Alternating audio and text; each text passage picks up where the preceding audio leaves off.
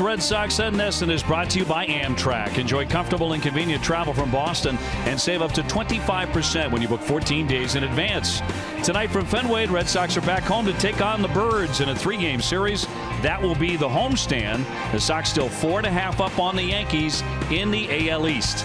Hi, everybody. Beautiful night for a ball game here at Fenway. I'm Dave O'Brien, delighted to be joined by former Red Sox catcher Jared Saltalamacchia. Of course, the indispensable Tom Caron will join us as well. And Salty, in the last 4 games, all in Cleveland, the Red Sox split that series. The 2 wins they got, certainly on the strength of pitching. Rick Porcello goes tonight, trying for his 5th consecutive win.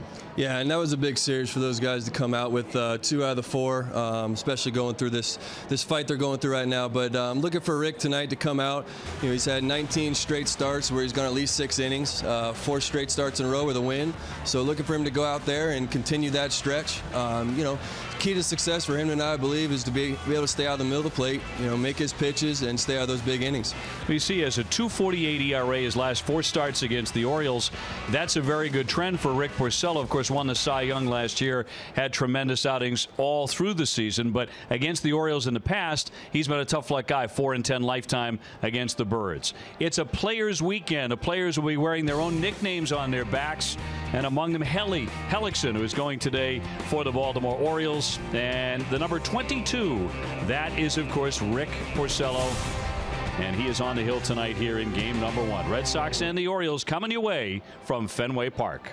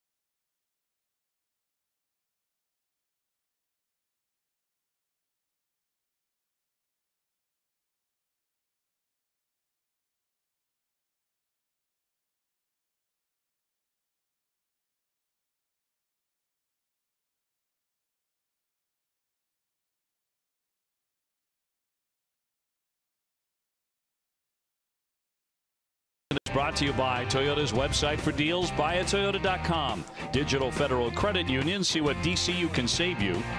McDonald's, any McCafe bakery muffin with any size hot or iced coffee, just $1.99. Lexus and the Lexus Strikes Out Hunger program. Dunkin' Donuts, America runs on Dunkin'. And by Southwest, yes to low fares with nothing to hide. That's transparency. Sox back home here at the Fens. Game 1 against Baltimore. And time now for our Xfinity X1 report as we go downstairs to TC. All right, OP, the Red Sox are very happy to have Mookie Betts in the starting lineup again tonight. When he left the game last night in Cleveland in the 7th inning, it was easy to fear that he would be out for a while. 2 different incidents last night, running into a wall and diving for a catch, aggravating his right knee. Now, even when the diagnosis came out that it was just a bruise, it was easy to worry about that knee because it was the same right knee he had surgery on after the season last year. But John Farrell got to the ballpark today and got the good news. Mookie was ready to go. Walking off with him off that field last night in Cleveland? Yeah, because there was a little bit of swelling last night in the training room post-game. Typically when guys get on an airplane ride back, there's going to be some further swelling because of the cabin pressure. But you know what? He wakes up this morning, reduced swelling, came out, went through a battery of tests today, checked out fine physically, and in the lineup tonight. And that is very good news. Certainly Jackie Bradley Jr. on the DL. They want as many starters as they get in there. We'll see Rajai Davis making his first start for the Red Sox tonight after making his debut, coming in as a defensive replacement in that game in Cleveland last night. Rick Porcello on the mound for the Red Sox tonight, looking for his 5th straight win. It is Players Weekend. We'll be looking at the nicknames and bringing you baseball from Fenway next.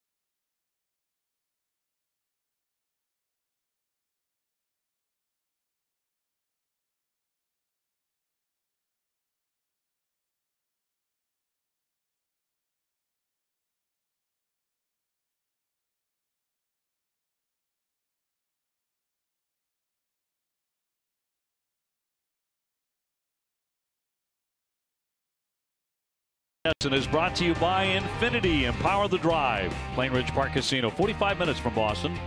Subaru Retailers of New England, supplying all-wheel drive vehicles with a lot to love. Bedgear, the official performance betting partner of the Boston Red Sox. Just for Men, mustache and beard, your best beard ever. And by Old Dominion Freight Lines, the official freight carrier of Major League Baseball and the Boston Red Sox. OB and Salty with you, and TC from Fenway Park. It's a Players Weekend. All the players going with their nicknames and different looking uniforms. Wait till you get a look at the Orioles uniforms. Bit of an eyesore, to be honest with you, as Rick Porcello takes the Red Sox onto the diamond. But the nickname idea could be something that really catches on. The players are really getting into it, most of them anyway, really enjoying that ability to express some personality.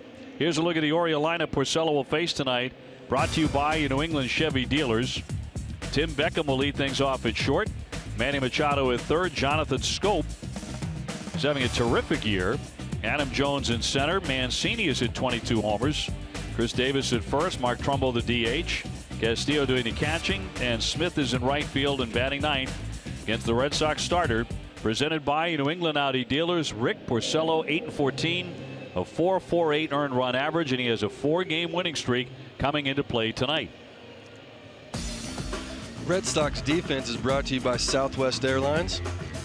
We have Rafael Carita Devers at third base, Xander X Bogaerts shortstop, Eduardo Nunez second base, Mitch Two Bags Moreland, my favorite, at first. We have Andrew Benny Benintendi in left field, Raj Davis in center, and Mookie Betts in right. We got the batter behind the plate, Sandy Noah Leone, and on the mound, Rick Porcello. Vientos as he goes with number 22 there. The umpires are brought to you by Toyota's website for deals, buyatoyota.com. And no nicknames here. It's just Scott Barry, Quinn Walcott, Brian Onora, and Paul Emmel, who is the crew chief. We're available. This telecast can be heard in Spanish by selecting the SAP button on your TV remote. SAP presented by Toyota. Visit compare2toyota.com to see Toyota deals not seen on TV. Yeah, I'm definitely a fan of the nicknames, not so much the uniforms. So I would agree with you. I'm with you on that one. It's all in fun. It is, and I think it's a great way to get close and personal with the fans, show everybody your personality. I agree. I think players are for it because they realize the game needs a jolt of that. Here's Tim Beckham, the shortstop, 296 with 17 home runs. A lot of power, of course, in this Oriole lineup. No stranger to the AL East, that's for sure. Very aggressive team. I think Rick's looking for basically the same approach he did against the Yankees. Very aggressive team that's got a lot of pop, can beat you at any time. So we just got to be good and make your pitches. Beckham acquired in a trade from Tampa Bay right at the deadline. And he's hitting .421 since he joined Baltimore. And a wave and a miss right through it for strike one as Porcello blows him away to begin his night. He blew him away at 86. Don't have to throw 96 to get outs anymore. That's for sure. This is a cutter. He tried to go inside with the cutter, left it up, which was actually a really good spot. Was not able to get on top and do anything with it. That's a great start to the game. Manny Machado to step up. Very hot bat as of late. Hitting .333, 13 home runs in his last 48 games. 28 home runs for the year. And you remember, and it feels like, to me anyway, it was a year ago, the whole dust up between Machado and Dustin Pedroia and everything that happened in Baltimore, and then Chris Sale with that message throwing behind him when they came back here to Fenway Park, and all of that controversy. And I think a lot of it has to do with the fact the Orioles are just 62 and 65. They're 11 games out. Yeah, there's a lot of frustration there, obviously. But anytime that one hit over the wall. Going to catch some tin there as Benintendi will hold him to a base hit as he fires into second base, knocked down by Nunez. Benny did a great job playing that ball off the wall. That's not an easy position to play. He knew it was going to be off the wall. He let it go, was able to get it in quick and keep him to a single. Now you're one pitch away from getting out of this inning. But I agree. I think anytime you go after a guy like Pedroia, you know, who's the leader of this team, littlest guy on the field. Not that I say Manny was going after him, but it definitely didn't look like the cleanest slide.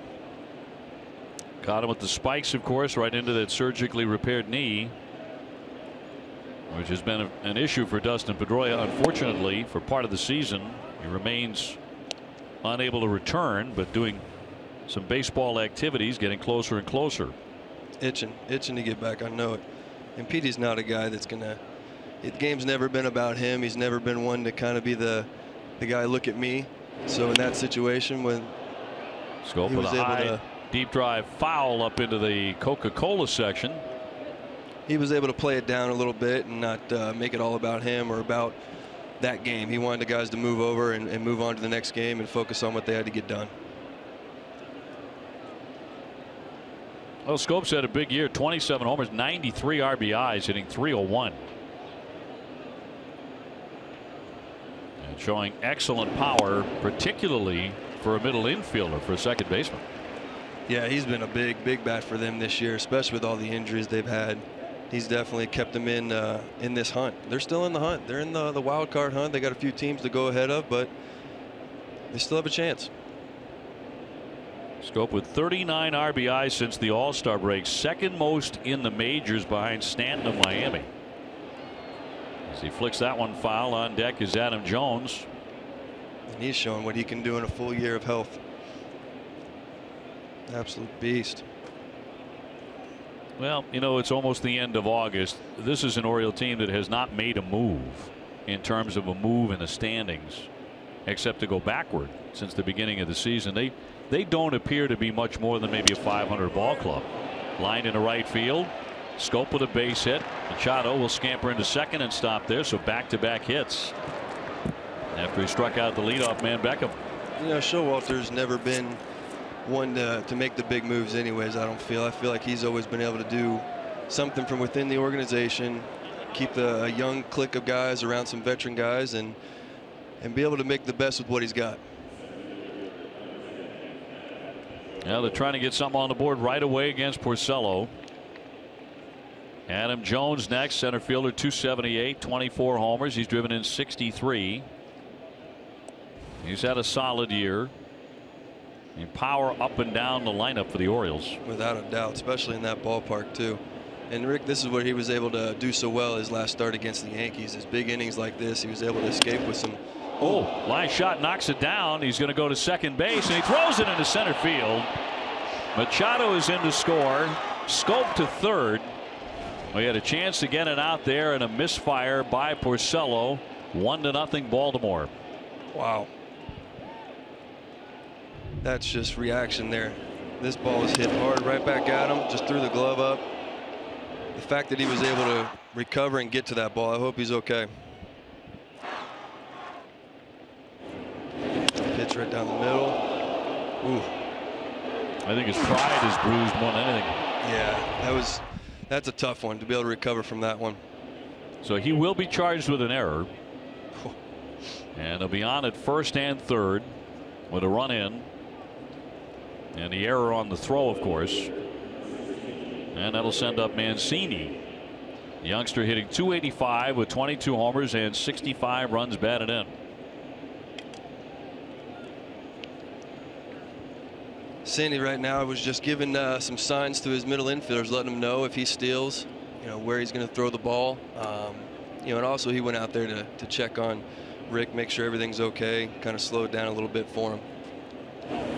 Wants to stay out of those big innings. So right here he's looking for a ground ball, trying to get out of this inning with as least amount of damage as possible. Got a guy who's a fly ball home run hitter, so you want to stay down the zone, try and stay away from him. If he's going to beat you, make him beat you to the big part of the park. Fly ball well hit right center field. On the move is Davis, and will make the catch on the warning track. Here's the tag. Scope is in to score, and down to second base is Adam Jones, very aggressive on the bases now. 2-0 Baltimore. So not a great start for Porcello tonight. This team is taking a really good approach against Rick right now. They're making him out over the plate. They're leaving him out over the plate, knowing that he's not trying to throw in on him, because obviously he wants to stay out of the big innings. So he's trying to get pitches out over the plate, and they're able to go the other way with it. You saw it with Adam Jones staying up the middle. Mancini right there staying with a slider out over the plate to shoot it the other way. The first inning has been such a tough inning for Porcello all season long. 8-14 coming in, and you look back to those opening innings and how many of them, had he been able to get out of them without a run, might he have won those games, because he wound up pitching in very close games over and over. If not for the first inning, he might have several more wins.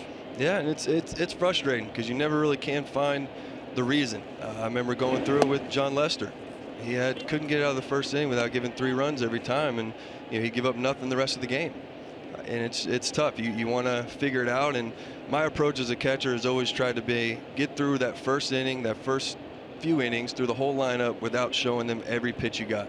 If you can get through the whole lineup with just showing fastballs, then you're setting yourself up for a good 4, 5, 6.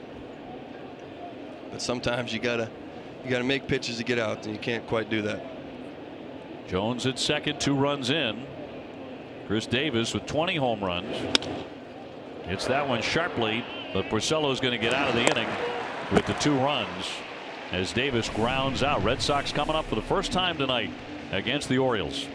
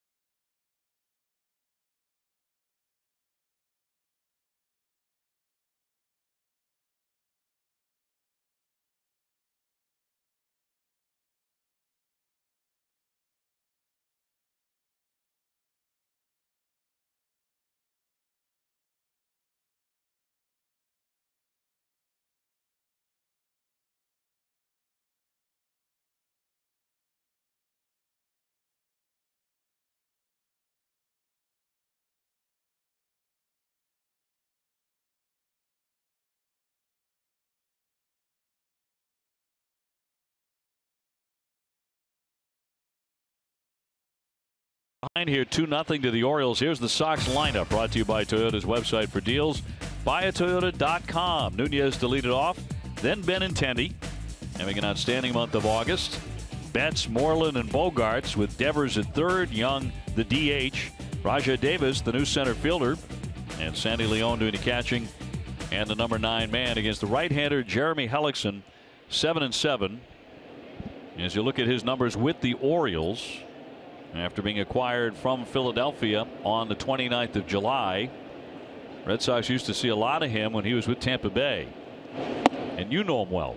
No, I know him really well. I've got to play with him and face him. Great kid. He's developed that cutter over the past few years.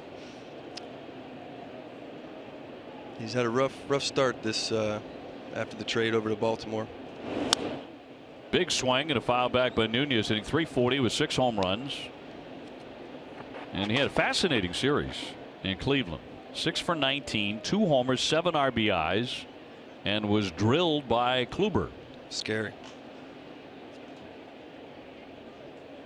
And the Red Sox reacted, Mookie Betts did, by driving in a big run moments later. Red Sox would go on to win that ball game. Here's the 1-1. Toward the shortstop, charging in Beckham off balance and got him. Nunez retired, 1 away. Baltimore defense: Manny Machado at third base, Beckham at short, Scope at second, Crash Davis at first, Mancini in left, Adam Jones in center, Smith in right field, Beef Wellington, Castillo behind the plate, and Hellickson on the mound.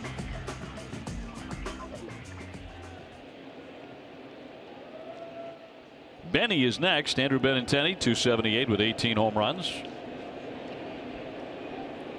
Hellickson's one of those pitchers that we saw against New York that likes to work slow. He's definitely one of those guys. He gets the ball, he gets on the mound, but he works slow, moves slow, and as a catcher, it's always tough. But he's got a great approach. He knows what he wants to throw, and he's got so many weapons. It's definitely a lot of fun to catch him. And a 1-0 in tight on Benintendi. Mookie Betts on deck. There was a lot of discussion after last night that, might be a couple of days for Mookie after banging that knee into the right field wall late in the game in Cleveland. He did have a little bit of swelling, but it subsided overnight. He was ready to go today, much to the delight of John Farrell. And let me tell you something, as a teammate, as I'm watching something like that, seeing a guy, we're down by so much and he's running into walls, it really can spark your lineup, can spark your team, and seeing him in there the next day. And I think that's another guy that's done that is Pedroia his whole career. You see him, little guy, get run over, and he'd get back out there the next day. As a teammate, that's what you want to see. You want to see guys out there in the fight, and we're all in it together. Well, there are a number of guys on his club who are like that. Mitch Moreland's like that too. Oh yeah. Another guy who broke a toe, fractured a toe and continued to play through it. Yeah, two bags. That's in there for a strike.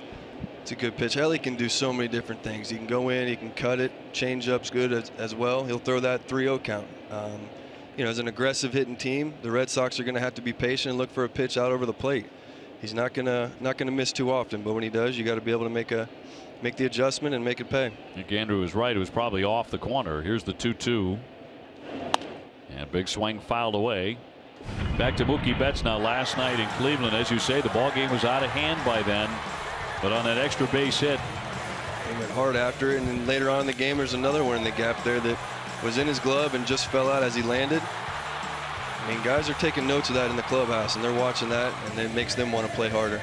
And I know he probably didn't want to come out of that game, but he's thinking the long haul. 3-2 on Benintendi. He was 5 out of 17 with a home run and a double in the series against the Indians. It's a really interesting series. A lot happened in it. The games were so radically different. Certainly last night was, because the Red Sox had pitched brilliantly. Yeah, and they kept fighting. I mean, it wasn't out of it, that's for sure. And that's something that I've heard all year long from these guys, is they're going to fight till the end. Popped up a twister. And Machado over near the stands has room in foul territory for the out. 2 up and 2 down. So much of the discussion, of course, was around Chris Sale, who has been the man to beat for the Cy Young and maybe the most valuable player, and twice now the Indians have had big games against him. He's only been able to go a total of 8 innings over 2 starts. He's given up 14 runs, 15 hits. They appear to have his number. I think some are questioning whether or not maybe there's a situation where he might be tipping his pitches, or they've gotten a hold of his pitches somehow. They know what's coming. I think even Chris said that. It's like they swung the bat like they knew what was coming. And he's such a stand-up guy. He said, "No, I stunk. I was awful, you know." But later said they kind of swung like they knew it were coming. Yeah, you know, and that's who he is, and that's what he's going to say every time is, you know, I got to be held accountable. If they are picking my pitches up, I've got to find a way to fix it. And I guarantee you there's someone in that clubhouse that's watching film, tape, watching everything they possibly can to see if they can pick something up. You know, obviously he played in the AL Central, so those guys have seen him a lot. Sure. But there's only two different ways you can look at it. Either he's tipping and they're seeing something, or he's not moving feet enough, and I guarantee you he's doing that.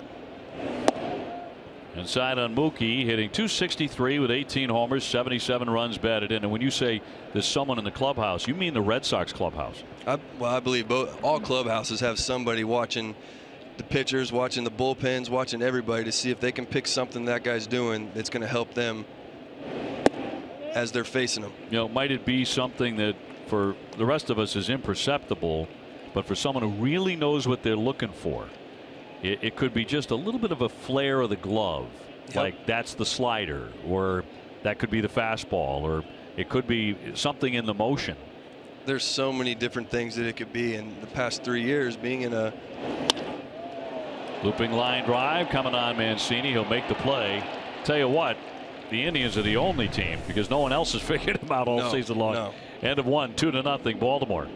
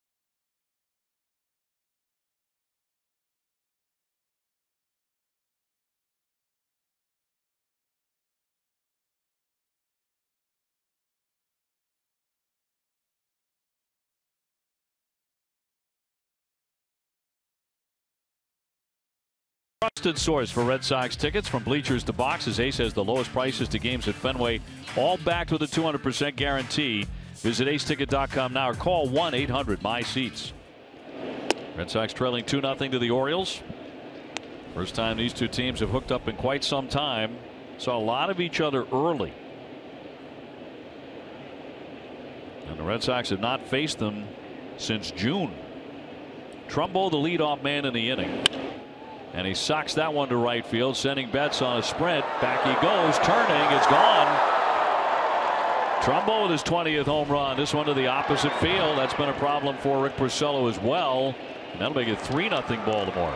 He's just such a strong guy that anything out over the plate, especially up in the zone like that, is going to be a pitch that he can drive out.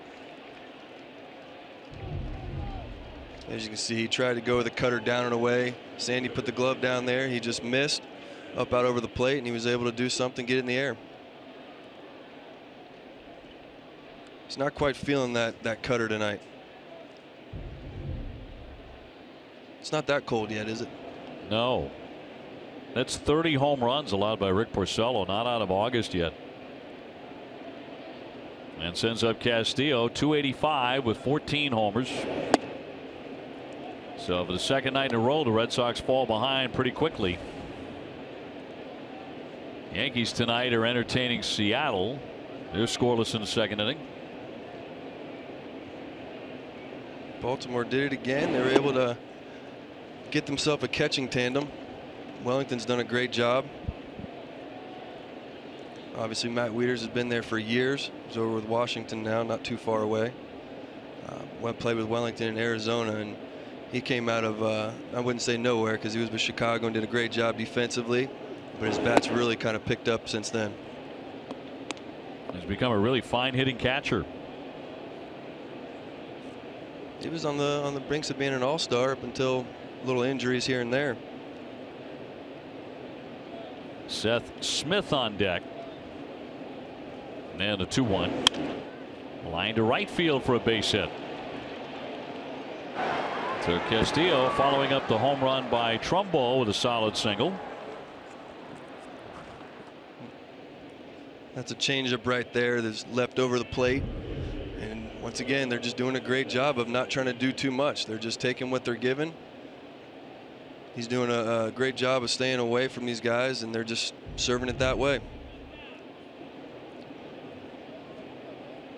Smith 269 with 12 home runs. 12 home runs, the fewest of anybody in their lineup tonight. Gives you an idea how the Orioles win games. Not enough so far. They're 11 games out and tied for third with Tampa Bay in the division. Pitching and defense wins games. Tim Beckham on deck. Ground ball to the right side, and Nunez will fire down to second for one on the first and safe. Ball was just hit a little too soft to be able to turn two on that. Did a great job throwing that cutter in on his hands. Kept him off balance, was able to get the ground ball for the double play, but just too slow of a ground ball. Nunez did a good job getting rid of it.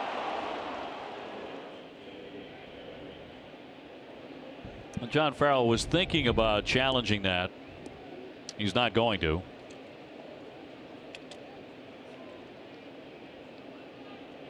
John's got the top on, so you can't see the right sleeve. The players throughout baseball have a patch on their right sleeve in which it's open. They can write in the name of someone who has inspired them or propelled them to a major league career. Oh, wow. That's really cool. And on John's right shoulder is the name Tom Farrell, his dad. Sandy Leon going with his family. That's really great. You can show your personality and show some love to those that help you get here. Yeah, it's a very nice touch. Ground ball wrapped behind third. Devers with the lengthy throw, going to be close, and it gets away to second base. Will be Smith stopping there. Back to first base, Beckham.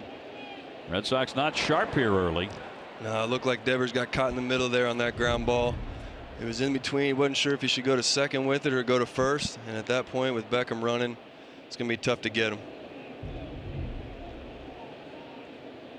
He will be charged with an error. That'll bring up Machado. Runners at first and third. A lot of early trouble here for the Red Sox, who have already committed 2 errors. Machado with a base hit, scored a run in the first inning. As a catcher, this is where I always went out to the mound. Pitcher's upset. Sometimes you have to get 4 outs in an inning. You know, it's not always 3. Sometimes there's that error, and you got to pick up your teammates. So you try and go out there and remind them he's 1 pitch away, just 1 ground ball away from a double play getting out of this inning. I think he's doing a great job starting to try and move these guys a little bit. You know, he sees that they're out over the plate and just shooting it that way. You know, you got to keep them uncomfortable. Aggressive hitting team. You got to make sure that they're uncomfortable in the box. Machado, 84 RBIs, 5th most in the American League. They've been coming in bunches too. 0-1. And a line drive into center field for a base hit. So whatever he's doing, it is not working. Another run in, that'll make it 4-0. And the hits just keep on coming. Machado is 2 for 2. It's tough. I mean, you feel like the only guy on the mound right now and the only person in the stadium. You know, that's a good pitch. That pitch is in off the plate. Manny does a great job of staying inside of it and able to do something up the middle. That'll bring up Scope, but runners at first and second, also bringing out Carl Willis. Well, his second night in a row where a quality Red Sox starter is getting knocked around by the opponent. Yeah, that's definitely not what you want to see, especially after a 4-game road trip. You're home for 3, hometown crowd hoping to get you back in this swing of things. But one thing's for sure, they're not going to give up. Neighborhood Health Plan is proud to sponsor the Red Sox Foundation's RBI program, transforming the lives of inner city kids through baseball, inspiring academic success, because neighborhood values what you value. Well, in the first inning, he allowed a couple of singles and 2 runs, and he committed an error. In this inning now, 3 hits, including a home run, another error by the third baseman. This is one of the main reasons why I'm not a fan of the speed up rule that they want to put into effect, because of situations like this. It is tough, very tough. The toughest thing in the game is to slow the game down. And what I mean by slow the game down is when guys are getting hits after hits after hits, it can speed up on you. Start thinking too quick. You start thinking about, what am I going to throw here? What am I? And then it speeds up and you leave pitches over the plate. And as a catcher, it's your job to go out there and slow it down. As a pitching coach, sometimes middle infielders go and talk to the pitcher and slow the game down for him, breathe a little bit, and get back in there. That'll be a wild pitch. Scope very dangerous. 302, 27 home runs. Been a big RBI man for them. This is the curveball right here that just, I mean, 56-footer. He did everything he could to keep it in front, which he did. Did a great job of getting a jump at second base to be able to take the base to third. 2 on and 1 out. And in on the fist, popped up. Long run in. Moreland sliding. He can't get to it, but he gave it an outstanding effort. Good try. Manny's obviously not a speed demon at first, but you still want to keep your eye on him a little bit. You want to keep that double play in order. You know, Scope's right here just trying to get a pitch up in the zone. He can get an RBI. Mitch kind of ran into that wall like Mookie did last night. You're talking about the idea of speeding up baseball, and I think clearly baseball intends to do something along those lines next year. I think it's going to be a pitch clock. Yeah, they've been talking about it for a few years, and I know they implemented it in the minor leagues, and those guys are staying true to it. So the guys who are coming up from the minor leagues, they're used to it. They're in the box. They're moving quick. But there's times where this game speeds up on you. 2-2.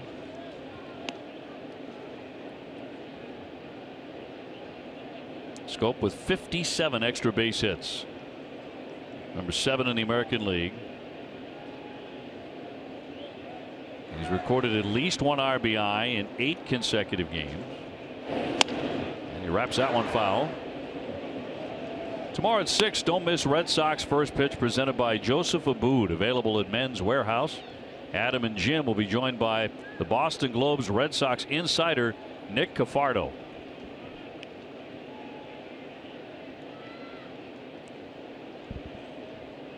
Certainly not the start that Porcello had in mind with his 4-game winning streak coming in. Great play by the ball girl. Even their foul balls are hit hard. Yeah, it's true. They swing hard at everything. I'm telling you, they're a scary team. You know, pitching and defense obviously wins games, but when you got a lineup that can put some runs up for you and you never feel out of the game, it's a good, comfortable feeling. The 2-2.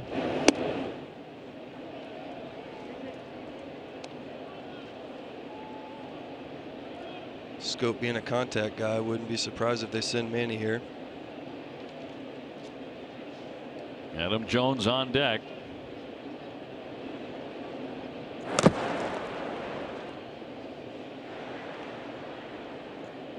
The Orioles have not been a good road team. They're 24-39 away from Baltimore. Been much better at Camden Yards, 38-26. I think most everybody's better at Camden Yards. That's a great ballpark to hit in. And on the dive back in, he's safe. Machado being kept busy.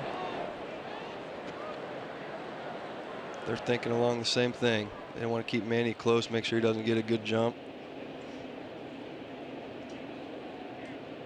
Also trying to cool Scope down a little bit. 3-2 runner at first goes, and he struck him out. Here's the throw down to second. It's off into center field. That's going to be the third error tonight for the Red Sox. Another run is in to score. That'll make it 5-0, and Nunez is shaken up.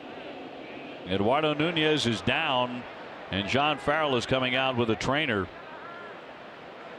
And 5-0 Baltimore.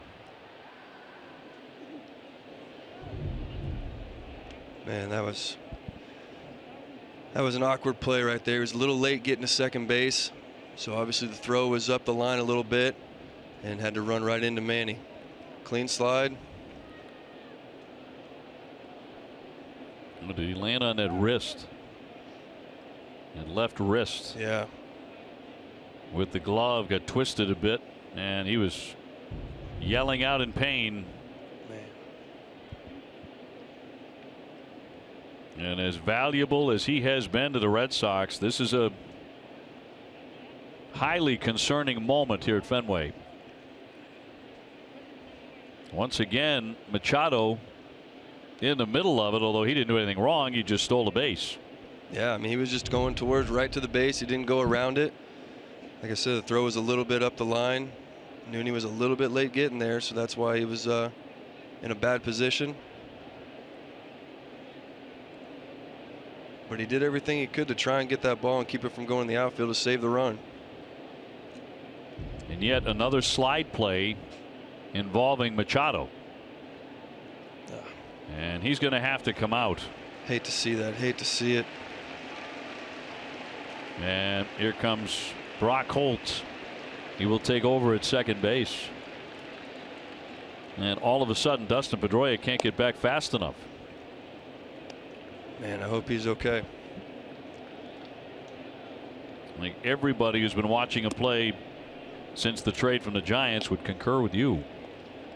Big time. He's having a great year. He's fought some injuries with the hamstring. Now this, hopefully it's something that's just, hey, get you out. Let's get reevaluated and make sure you're okay for tomorrow. Because at this point, that's what everyone's worried about, is just trying to get that final push. They want everyone healthy. And they got plenty of guys around them that can fill in for a day or two, that's for sure. Now, Rick Porcello has certainly not been razor sharp, but his defense hasn't been either around him. And the Red Sox have made 3 errors. He's made one of them. So 2 down after the strikeout of Scope. Runner at third base is Machado, and a batter Adam Jones 0 for 1. 5-0 Baltimore. Ugly start to this one in more ways than one. Yeah, I definitely don't want to see it, and these guys got to be mentally tough right now. They got in late, obviously, but they're not the type of team that's going to make excuses for themselves. You know, they want to come in this series ready to go. They know what they're fighting for. Rick's going to have to make some changes. Maybe start soft like he did with Adam here, and just keep his team in this game the best he can, and let the offense do what they've been doing all year. Well, the good news for the Red Sox is the Oriole pitching staff has been pretty bad this year. Second from the bottom in the American League at 4.92 for an ERA. High pop to center. Roger Davis will make that catch to retire the side. But 3 runs up there for the Orioles and 5 for the night already.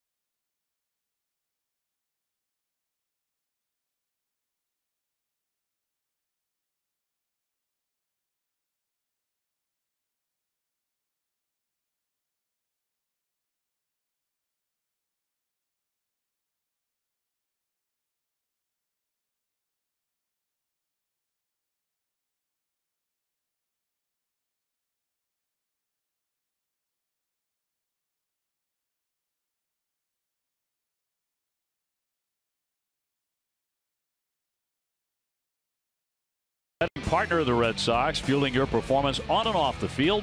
Sleep like the pros for maximum recovery. Build your performance sleep system at bedgear.com today. Sleep fuels everything. Sox are down 5-0. Second night in a row. They've gotten themselves in a serious hole. Last night it was 4-0 and 7-1. They've dug themselves a little hole, but they can grind themselves back out of this. And Moreland will lead it off, 252, 17 homers. Then it's Bogaerts and Devers. Mitch has been swinging a hot bat. Big game last night, couple homers. Looking for him to do something tonight to keep the lineup fired up. And Moreland, both of his home runs were blasts. One went 439, the other 423. That was his 11th career multi-homer game. He also had 3 hits, 4 RBIs altogether, so a very nice night. He's a pro hitter. As you can see, first pitch he took, he knew there was a long inning. Wants to give his defense. Into the shift. Scope will dig that from the grass, and a bad throw pulls him off the bag. I really think that ought to be a base hit. I agree. Because he's in the shift. It's a long throw anyway. They will charge an error, but you could make the argument here, Salty, this ought to be a base hit. I am a big fan of giving that a hit because of the shift. I've never liked the shift unless I was on the winning side of it. Then of course I love the shift. Yeah. But as a hitter, I hated it. But it's such an unusual throw. Maybe not this day and age as much, but yeah, it's not fair to have 3 infielders and 4 outfielders. Just not right. So it'll be an E4, and a batter will be Xander Bogaerts. Maybe that's what we need to get started. Xander 281 with 7 home runs. And as soon as we get an update on Eduardo Nunez, we will get that to you. On that play at second base, forced out of the ball game. It's tough for an offense after a long inning like that to come to the plate and know you got to be somewhat patient because you don't want your pitcher to have a short rest in between innings. So you got to be patient, but at the same time, it can be helpful too. Help you see some pitches, help you relax, breathe a little bit, get some pitches out of the zone that you can handle. Well, Bogaerts good numbers off Hellickson. He has not homered off him yet, but Hellickson has given up a lot of home runs. He's allowed 28 home runs, and that is a career high for the right-hander. That is a lot, but he's not a ground ball pitcher. He's a guy that's going to give up some fly balls and some home runs. Straight fastball, straight changeup. High fly ball down the line. This one's going to keep on carrying. She's gone. There you go. Still sees him well. Number 8. And the Red Sox on the board with a 2-run homer. 29th allowed by Hellickson. That's what Xander's so good at. He's able to hit the off-speed pitches up the middle. He's great at going the other way, but he's got some of the quickest, shortest hands when it comes to pitches inside. And this pitch right here was running in off the plate by about 3 baseballs. And he was able to do something to keep it fair and use that big monster to get the ball out of here. Finding the monster seats for his 8th home run. Give him 49 RBIs. And here's Devers trying to go back to back. And a high fly into left center field, but no carry on this one. And Jones with the grab. Speedway is proud to be New England's first choice for value and convenience. For every Red Sox homer, Speedway donates $500 to Boston Children's Hospital. All during the month of August in Massachusetts stores. You can use your Speedy Rewards card when you purchase $3 of in-store merchandise and get 10 cents off a gallon. Devers just missed that one too, and I'm sure people are saying, well, the first 2 hitters took first 2 pitches and they're able to do something to get on base, and Devers walks up, swings at the first pitch. I'm okay with that because some hitters are different than others. Some may not be good with hitting with 2 strikes. They don't want to see some pitches. They want to get the first pitch they can see and hit it. Young the DH tonight, 242, 7 home runs. Hanley Ramirez is sitting. Hanley had kind of a rough series against the Cleveland Indians. Sometimes those guys that are All-Stars need a break as well. It's a long season.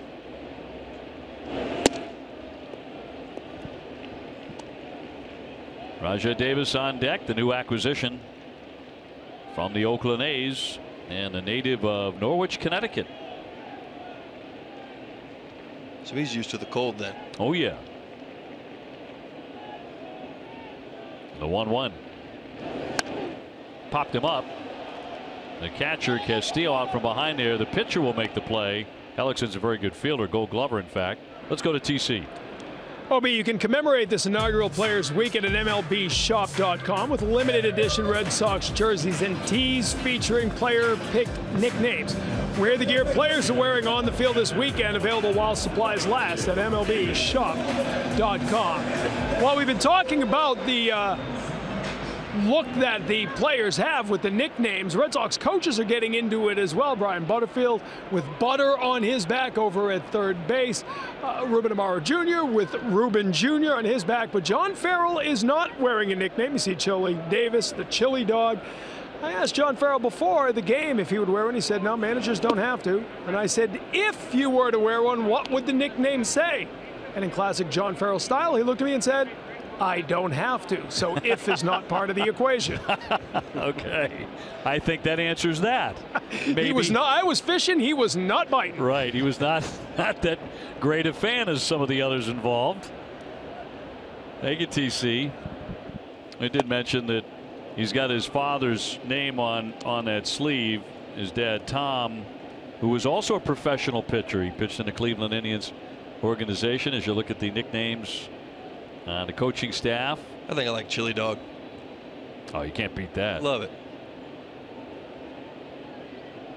Love it.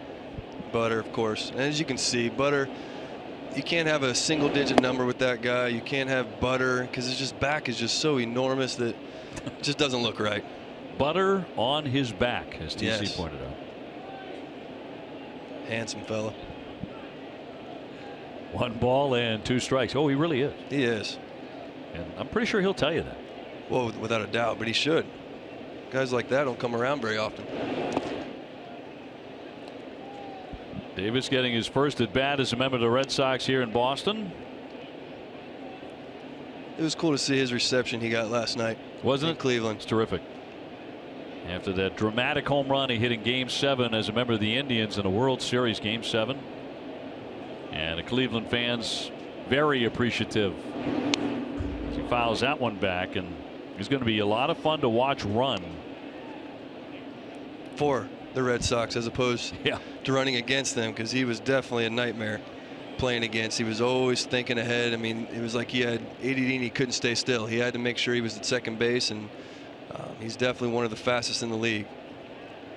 Very few organizations understand the value of a late inning stolen base better than the Red Sox come postseason play. Here comes the 2-2. Lunging ground ball, and Beckham will lead that up close, and he got him at first base to retire the side. But Xander Bogaerts will touch them all for a 2-run home, and the Red Sox getting back in it now. 5-2 Baltimore.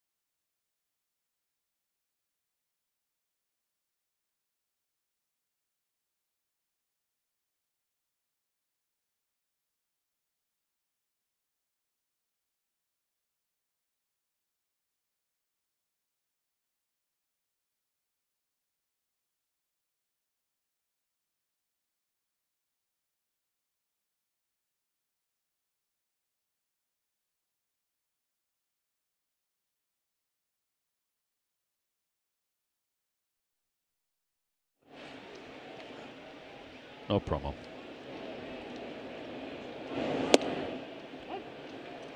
Back for the top half of the third, 5-2 Baltimore.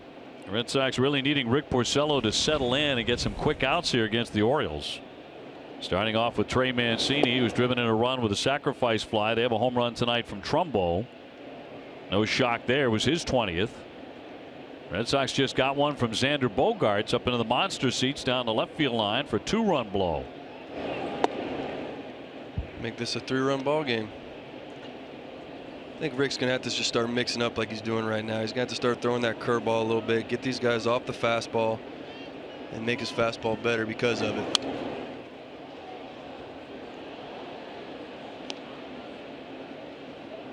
Mancini, a rookie with excellent power, 22 home runs. He's driven in 66 runs. He's had 4 multi-home run games. And that's going to be in there for strike 3. Caught him looking one away. Time now for our Dunkin' Donuts poll question. Which Red Sox nickname do you like best? Text 1 for Brockstar, which is Brock Holt, or Laser Show for Dustin Pedroia. Text 2. Text your answer to 536 536. Message and data rates may apply. 1 message per vote. What's your favorite? Do you have one? As great as Brockstar is, I'm sorry, Laser Show to me, just knowing PD and the way that whole thing went down when he said it in New York. I mean, how can you not? There's shirts made after it. Now the newer ones for the Red Sox, I think Drew Pomerantz is probably my favorite. Big Smooth. Big Smooth. I mean, that fits him to a T. Big Smooth. I love 2 bags. I think that's great. Yep, that's Moreland. Good mob name, you know, like an Italian mobster. Mitchie 2 bags. Hey, Mitchie. How you doing? How you doing? How you doing? 2-1. A closer look at the nicknames. You talk to Mitch, and I mean, he looked like he's never seen anywhere near north of Georgia. Don't know. Good old country boy. High deep drive into left center field by Davis. That's way up there, and that ball is gone. It's a home run. Number 21, second home run hit tonight by the Orioles, and they're launching some shots tonight against Porcello. He's just getting beat up out over the plate. Every pitch that's up is getting hammered. He's going to have to make those adjustments and keep the ball down, keep his team in this fight.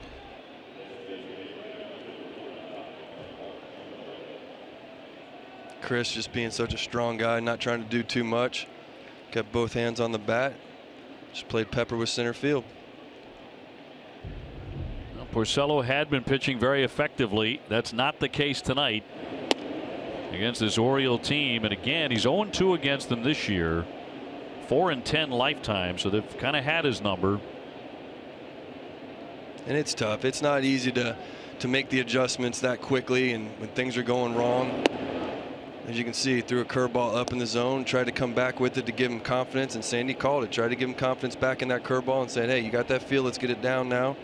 And he just left it up again. So you can tell he doesn't have very good feel tonight on any of his pitches. Now, the 31 home runs he's allowed ties the major league lead. Maybe Verlander's right. Balls are juiced. Well, you know, he wasn't the first one to say it, and he won't be the last. No. In this season of the home run and the strikeout. Good pitch right there. Knowing it's a 2-1 count, Trumbo's an aggressive hitter. He's able to get that curve on the dirt and get some confidence in it. If he's got a good feel for it, I'd do it again. Throw it right same spot. Trumbo homered in the second inning. Drives that one to right field. Not as deep this time. Mookie Betts. And there are 2 gone.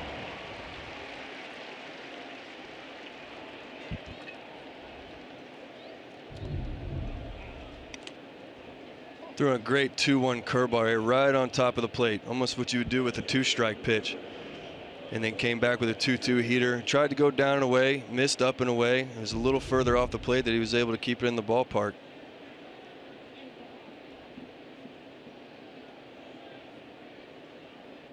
Castillo base hit first time up. 288 hitter with 14 homers.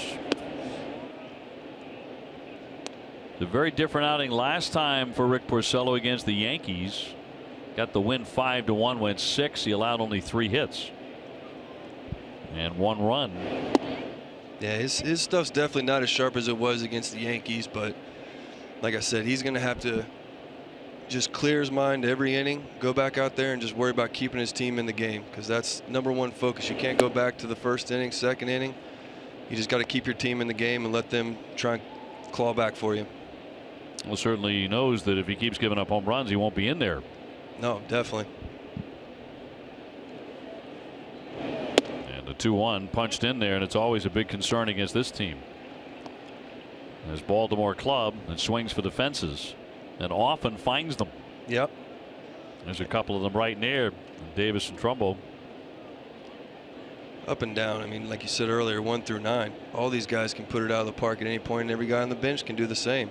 And that's the way it's leaning. You got your bullpens that are throwing 100 miles an hour, and you got guys on the plate and on the bench that can hit homers. Cut on and missed, and down goes Castillo. Another run on the board to make it 6-2 the Orioles.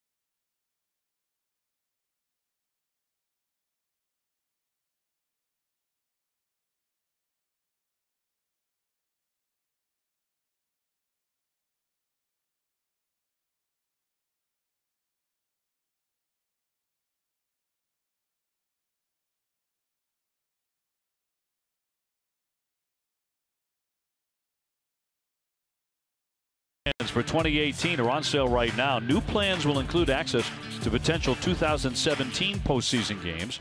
For more information, go to redsox.com/season tickets. Red Sox trying to crawl their way back. They're down 6-2. Xander Bogaerts with a 2-run homer in the second inning. That has been the offense so far against Hellickson, who came in with an ERA of 5 and allows a lot of home runs himself. And they'll take on Leon and then Nunez replacement, which is Brock Holt. And Andrew Benintendi. If you missed it, Eduardo Nunez on a play at second base. There was no intent and nothing that Manny Machado did wrong, but he was involved in the play again. Yeah. Ironically enough, and Eduardo Nunez had to leave. Looked to us like a potential wrist problem, a wrist injury, but we haven't gotten any word yet. Yeah, it was a real funky play. One of those plays that it happens in this game, obviously, with the way these guys play, especially in the AL East. All hard-nosed players. You had a strike him out, throw him out situation. Sandy did the best he could. Ball was down and away. Just ran up the line a little bit. Nooney tried to get there and get the ball before Manny slid in and just was able to take him out. Leon 239, 6 homers, 35 runs batted in. The name on Sandy's back is Noah. And the Leons are about to have a baby, and they're going to name the baby Noah. Oh, that's pretty special. So already a proud papa. Very, very proud. Glad he got the name picked out too. It took me, I don't know, 2-3 days in the hospital to figure it out. That's definitely a jersey you want to hold on to. 3-1 filed back. Your lovely daughter's with us here tonight. Yes, my oldest, Sydney. Sydney's in the booth. She's helping us out. She's my fashion. She's my fashion coordinator, princess. She takes care of everything, makes sure I'm ready to go. I'd be lost without her, that's for sure. She is really, really smart. So you're in big trouble. I'm very, very blessed, but definitely in trouble. 3-2 popped up, and a lengthy run here by Machado, but time to get there, and he puts it away. There she is, my big girl. Sid the Kid. That's what her jersey would say. Sid the Kid. There you go.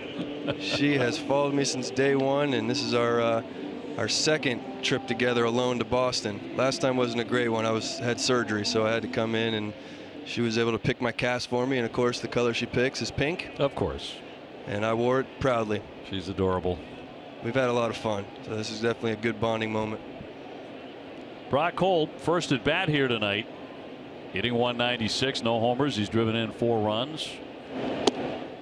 And had to come on in an emergency for Nunez. 6-2 Baltimore here in the third. Now, Hellickson's last couple of starts have been short. 5 innings and 4 2/3 against Oakland and the Angels. So he was not going deep into games. He misses inside on the Brock star. Yes, and you can see he's giving up some runs too as well. And with that offense, you're able to give up some runs, but they claw back. There's a few in here who's given up 7 runs, 4 runs, and somehow was able to get the win by keeping his team in the game. In there for a strike to make it 2-1, and reading through the notes, opponents on this count on 2-1 are batting .542 against Hellickson. I would think teams, knowing he's got a good changeup, you know, in the past I've done the same. 2-1 count, you're looking for a changeup. So let's see if he. Fly ball into left center field. And Jones with that catch came at him with a fastball at 89. And so there are 2 down. Sunday at noon, an all-new Nesson Clubhouse honoring America's most beloved ballpark, breaking down the best fan catches of the season. Plus, Craig Kimbrell takes the hot seat in Small Talk. That's Sunday at noon on Nesson Clubhouse, presented by Delta Dental of Massachusetts. 2 down, bases empty. There's a lot of numbers in this game, and I've never been big on numbers because I think they can be skewed a little bit, but some numbers do play, like the 2-1 count we were talking about. And as a pitcher, you know that, and you know the situation, and you're aware of it. So in situations like this, you're up by 4 runs. You know, you can go with a different pitch. You don't always have to go with what your normal 2-1 changeup would be. But in a tight game, I'm pretty positive that he's going to go with his best pitch. Benintendi 0 for 1. He's popped up. We did get word on Eduardo Nunez. It's a left wrist and thumb sprain. X-rays were negative. He's day to day. That's good. Better than it certainly could have been. Red Sox would hate to miss him for any length of time. Definitely. At this point in the season as well, like I said, you want to finish the season with everybody healthy. And I know that they've got a few guys in that dugout right now that they're hoping can do the same.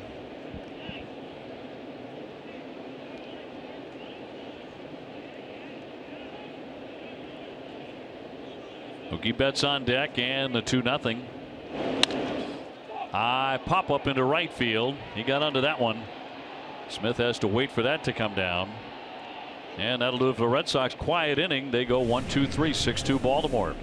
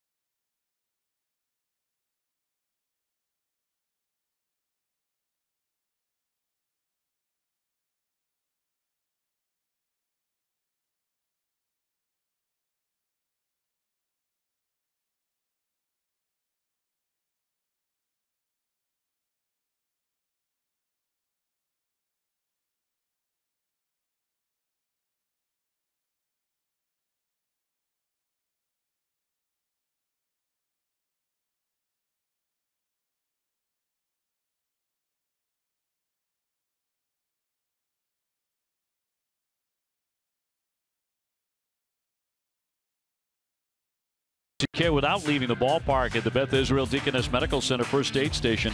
That's behind Section 12 on the lower concourse. Beth Israel Deaconess Medical Center is the official hospital of the Boston Red Sox. Cute little girl. See, girls can go to ball games with their daddies too. No question about it. I know 2 of mine did on a regular basis. Got hooked on it. We're so fortunate to be able to see it from a different view. So I hope my 4 girls appreciate that one day. 4 girls in your household. The 0-1 downstairs for a ball on Smith. So do you ever get into the bathroom? I mean, ever? No, but being a guy, I mean, I just go outside and me and the dog. That's terrific, Salty. That's great. Great to know. I do have a getaway up in Georgia that I can kind of get away to if I need to, but my girls are great. I'm very, very fortunate and lucky, and I've had a wife that's been able to watch these girls for 10 years while I've been on the road. Yep, you are a very lucky man. 4 daughters. Yes. Like I said, I'm colorblind, so could you imagine what I'd be wearing? I mean, there would be nothing that matches. You were telling us before the game you are colorblind. A 1-2, and just inside. He did not get the call, just off the corner. And Beckham is next. Red Sox trailing 6-2. Porcello has not had a quick, clean inning yet. Go ahead and throw it there again. He's starting to stay down the zone, as you can see. That's where you want to be. Goes the other way and serves it. Bogaerts close, but he got him at first base. 1 away tonight after Red Sox coverage on NESN Sports Today. We'll save you time and get you up to speed on all the news, including a recap of tonight's Pats-Lions preseason game. NESN Sports Today, presented by People's United Bank. See what know-how can do. Temperatures dipping down into the 60s, indeed into the 50s now, as we get close to September, and football weather. Beautiful. I love it. Being a Florida boy, this is definitely nice. Beckham has struck out and reached on an error. 295, 17 home runs for the former Tampa Bay Ray. I would never get used to these Oriole uniforms. Not in a million years. They are definitely different. To me, it looks great. They could be wearing purple for all I know. For all you care, right? Seattle, by the way, on top of the Yankees, 1-0 there in the 4th inning. It's gonna be interesting to see what uniforms are out there. Yeah, based on what we're seeing today for this Players Weekend, which was a weekend devised by Major League Baseball. I know the commissioner, Rob Manfred, is very forward thinking in many ways, not just about stuff like pace of play, but also how the players can express their personality more and focus on some of the true stars of the game. There's been some criticism of baseball that there isn't a real star, a real face of the game right now. Yeah, I mean, it's I'm telling you, there's so many good players out there. I mean, you could say that Bryce Harper is the face of the NL. You can say that Mike Trout's the face of the AL. And I would agree with both of those. I think you can't go wrong. But there's been so many great players, and they've done a great job of bringing these young guys up, come up, and they're doing a great job. That's what this sport needs. You need a bunch of faces. It's a team sport. Marlins scoops it, underhand toss. Porcello gets there for the out. 2 up and 2 down. Next up will be Manny Machado, and he's a guy who might be able to stake a claim here in the coming years to that face of the game. Yeah. Machado, Mr. Miami. 2 for 2 tonight with a stolen base. I know he's not beloved in Boston. I don't think he's beloved in the AL East in general because he's done so much damage. But at the same time, I think that's credit to yourself. I mean, I know talking to Veritek over the years, and one of those situations happened with him where he walked into New York and got booed. And he said that was the first time where I felt like, man, I made it. So I know when I got booed for the first time, I kind of felt the same way. It was like, man, that means you're doing something right if you got the opposing team booing you. Yeah, Chris Sale said that the other day going into Yankee Stadium. He said, when I was with the White Sox, they didn't like me. Now that I'm with the Red Sox, they hate me in New York. Oh, yeah. And a tapper back to Porcello. And he gets that quick inning, and he really needed that. He gets him 1-2-3 here in the fourth. 6-2 Orioles.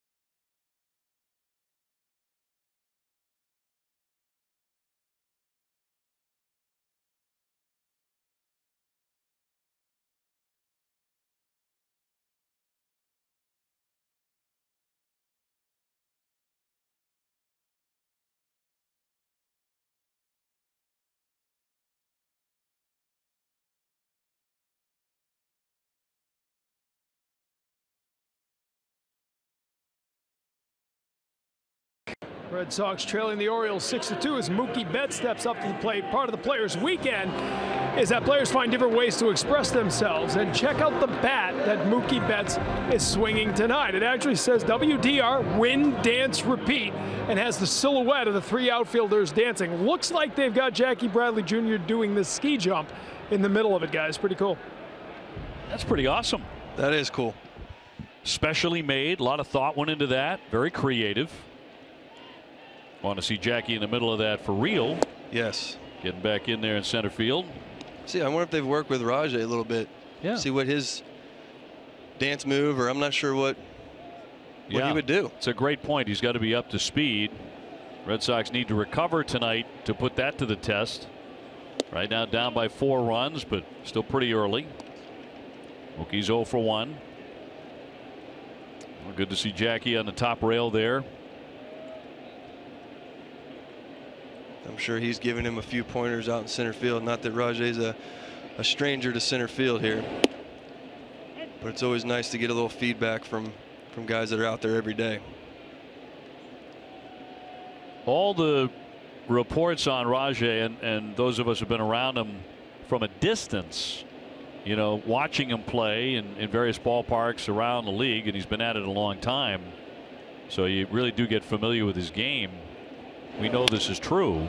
Shot to right center field. Jones on his horse. He's going to run that down right to the triangle for the out. All the reports are he's a marvelous teammate. Yeah. He's a great guy in that clubhouse. I would agree. He was young whenever I was with him, so it's a little tough. See, they're working on it. See? Little tutorial. He's a filmmaker. That's what I got. He plays this game so easy, and he's never panicked. I mean, even when he got called up, or he made the team out of spring training in 13, started off to a terrible start. I know that he wasn't happy with himself, but he played like he was hitting 300. I mean, never feared away from anything out there in the outfield.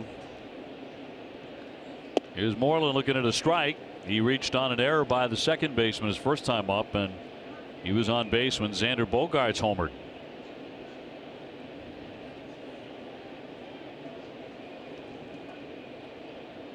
I'd like to see a fan vote of ex-players, see what their nicknames would be.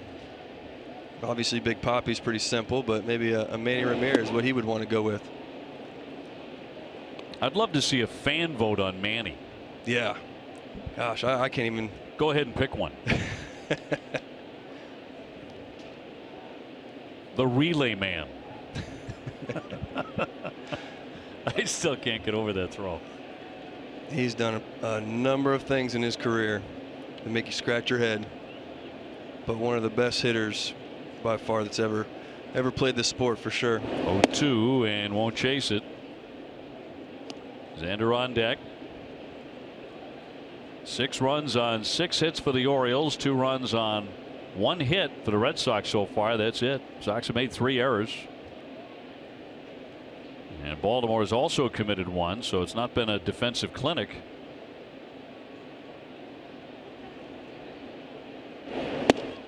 In there, he got him looking.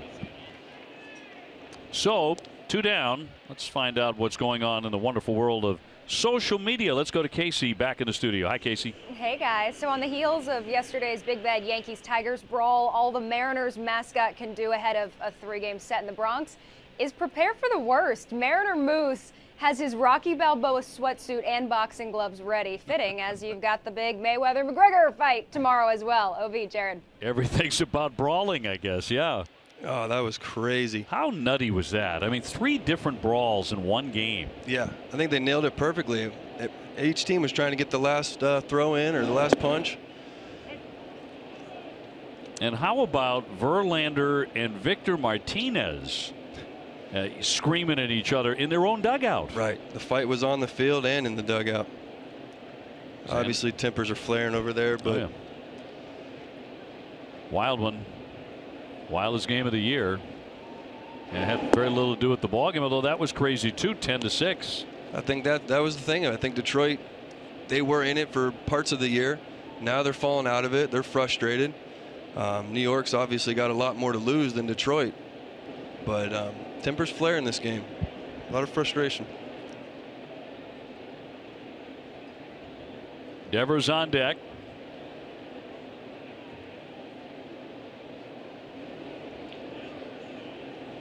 Ellickson has retired 8 consecutive batters, so he's gotten into a little bit of a groove here. Excellent fielder. He won the Gold Glove in 2012. He was the American League Rookie of the Year in 2011 while with Tampa Bay. And tonight he's gotten plenty of run support. Here's the 2-1 and a breaking ball.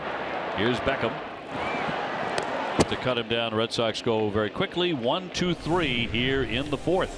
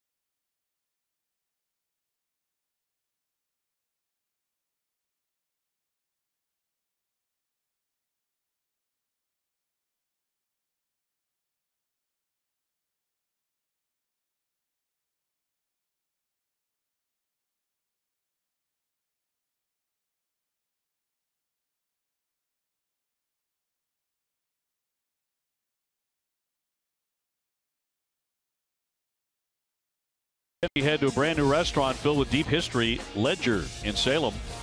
Plus, they show you 3 places to get the best crab around Boston. Tomorrow morning at 9, dining playbook driven by New England Chevy dealers. 5th inning, 6-2 Orioles in game 1 of a 3-game series, and that's it for the homestand. First batter in is Jonathan Schoop, who has singled and struck out tonight, 1 for 2. Quick homestand. Drop your bags off. Keep them close to the door because you're going to have to repack them and head up to Toronto. That's for sure. And then on to New York. And 4 big games with the Yankees. That'll carry us into September. Already. It's amazing how fast. I mean, for a lot of us, we say that. Those of us who cover baseball every day. Is it like that as a player too? Absolutely not. I didn't think so. That's why I can say it now.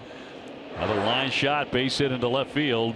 So Schoop has his 2nd hit, especially your position, catcher. Well, this year's been a long year for sure, but it is what it is, and I'm able to still stay in this game and watch some great ball games from a different angle. Adam Jones now, he is 0 for 2. What, as a catcher, as a big league catcher, what is the toughest part of the season? Now, when you're in the hunt, the club you played for in 2013 was a great baseball team, won the whole thing. Down the stretch was very exciting. You knew October was coming. You knew you were going to play probably pretty deep into October with that particular ball club, as loaded as the Red Sox were. But what's the toughest part about the 162 games? I mean, for me, the toughest part was just the scouting reports, the constant grind. Your mental state is just, it's at the highest peak it can possibly be through those 3, 4, sometimes 6-hour games, and then as soon as the game's over, you have to shut your brain off and go home. And there was some, you got 4 kids at home and a wife, and little trickler to third, charging in Devers. He'll go to first base. Down to second. Schoop, 1 away. And you want to you don't want to take your aggression out at home, so you have to leave the ballpark and forget about everything that happened that night and go home and be a dad and be a husband. So just being able to turn that switch on and off sometimes was tough, but I mean, I wouldn't change it for the world. Well, Porcello's pitching line brought to you by Ace Ticket. He has surrendered 6 runs, 7 hits. Hasn't walked anybody. He'll get Mancini here, who's driven in a run with a sac fly, runner at second base. And 1 away, a 6-2 Oriole lead. And he's still keeping his team. I mean, it's 6 runs. I know that doesn't look good, and as a pitcher, you're obviously not happy with that. But like I said, you got to kind of flip that switch and forget about it and move on to the next pitch and the next batter.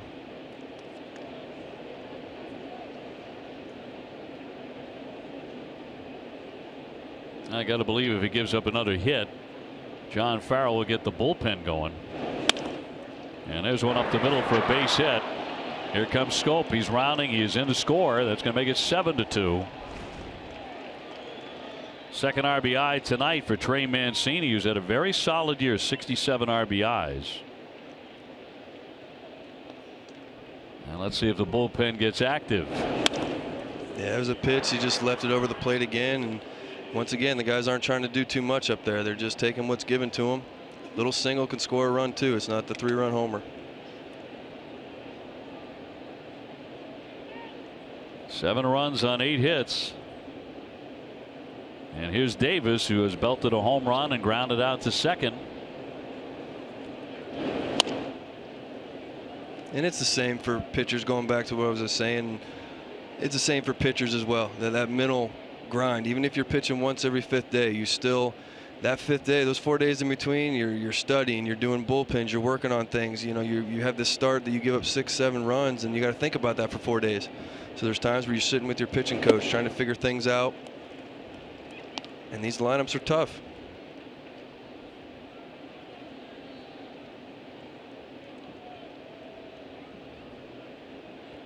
Stay tuned after the 3rd out of this half inning for the mid-5th studio show. The 0-2 to the strikeout prone Davis. And a ground ball to Xander Bogaerts. And he throws that one away. everybody's going to be safe, had a chance for at least one out. And this really has been one of the sloppiest games of the season for the Red Sox. Another misfire. That's the problem with these shifts that I've always had. You got people in positions that they've never been in before, and that throw just went wide, and Brock couldn't do anything about it. But you got a third baseman playing short, second baseman's playing up the middle.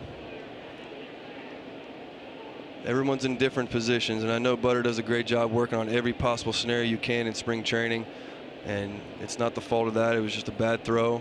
It's an E6, so 4 errors for the Red Sox.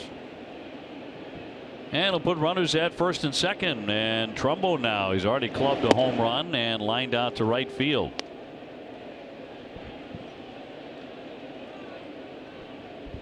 It ties the season high for errors in a game for the Red Sox.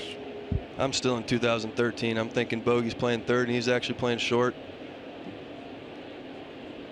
Oh, I think you could be forgiven for that. Bad throw nonetheless. Short throw. Short breaking ball there.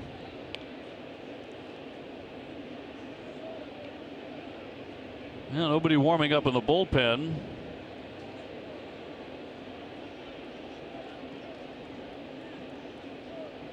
Red Sox have been held to 1 hit tonight.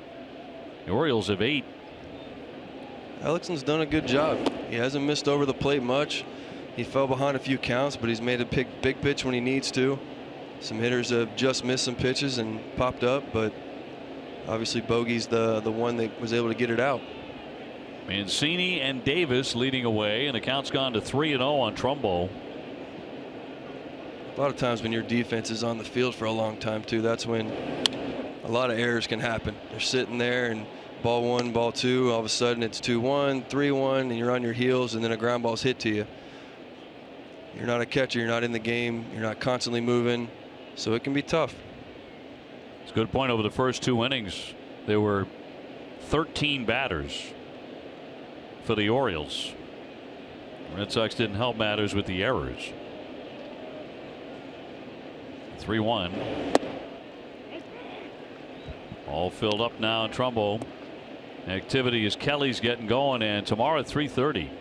Don't miss Red Sox Game Day Live presented by DCU. Adam and Jim will preview tomorrow's pitching matchup between Kevin Gausman and Eduardo Rodriguez, the former Oriole. DCU is Digital Federal Credit Union. What can DCU save you? And the 3-2. And he just missed. That was close. But he walked him. It's his first walk tonight, and that's going to load the bases.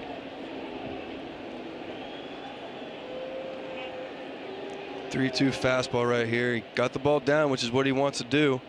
You got a tall hitter. Umpire wasn't seeing it. Still a close pitch. I thought it was a strike.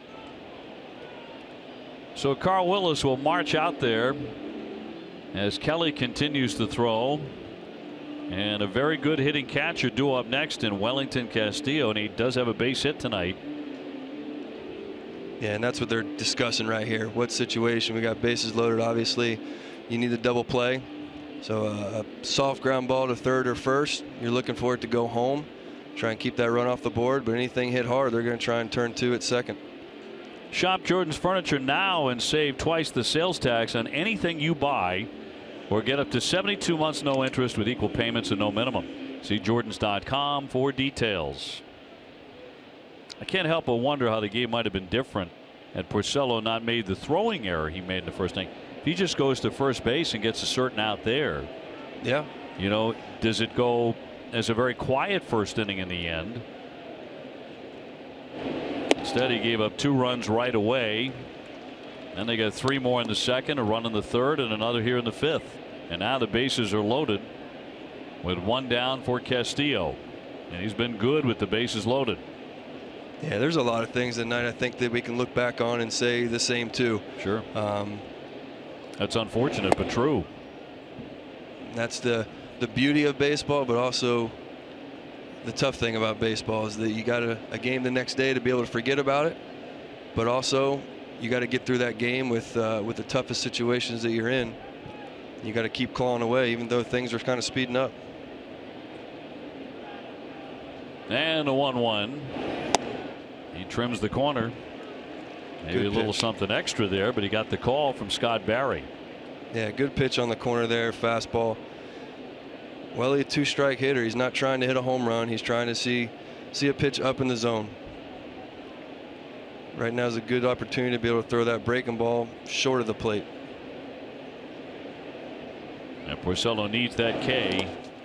He did throw the breaking ball, but in the opposite side batter's box, and it's 2-2. Yeah, that's something we talk about before games as well. There's hitters that move in the box. There's hitters that are always stay back. So when you do throw that breaking ball, that's part of it. Do you throw it short? Can you throw it wide? Where do you throw it? Obviously, I don't think he was trying to go away there. He was trying to go on top of the plate. Orioles with a man at every base, 1 down, and the 2-2 to Castillo. Breaking ball just got a piece of it and nudged it foul on the big curveball. And another curveball that he left up in the zone. And Willie's, I'm sure, saying he wants that pitch back. Yeah, that's the look on his face. Here's a curveball, trying to go down and away. Once again, left it up. Come back with a good pitch right here and get a quick ground ball. Well, topper, Porcello flings it home. Made a nice play there to get the force. Great play. That's an athletic play by Rick Porcello to get the force play at the plate. It's a little easier when the ball's going a little slower to you as opposed to the 100-mile-an-hour one that went right at him. Able to get him with that fastball. Made an athletic play. Was able to get the out of home and keep him off the board.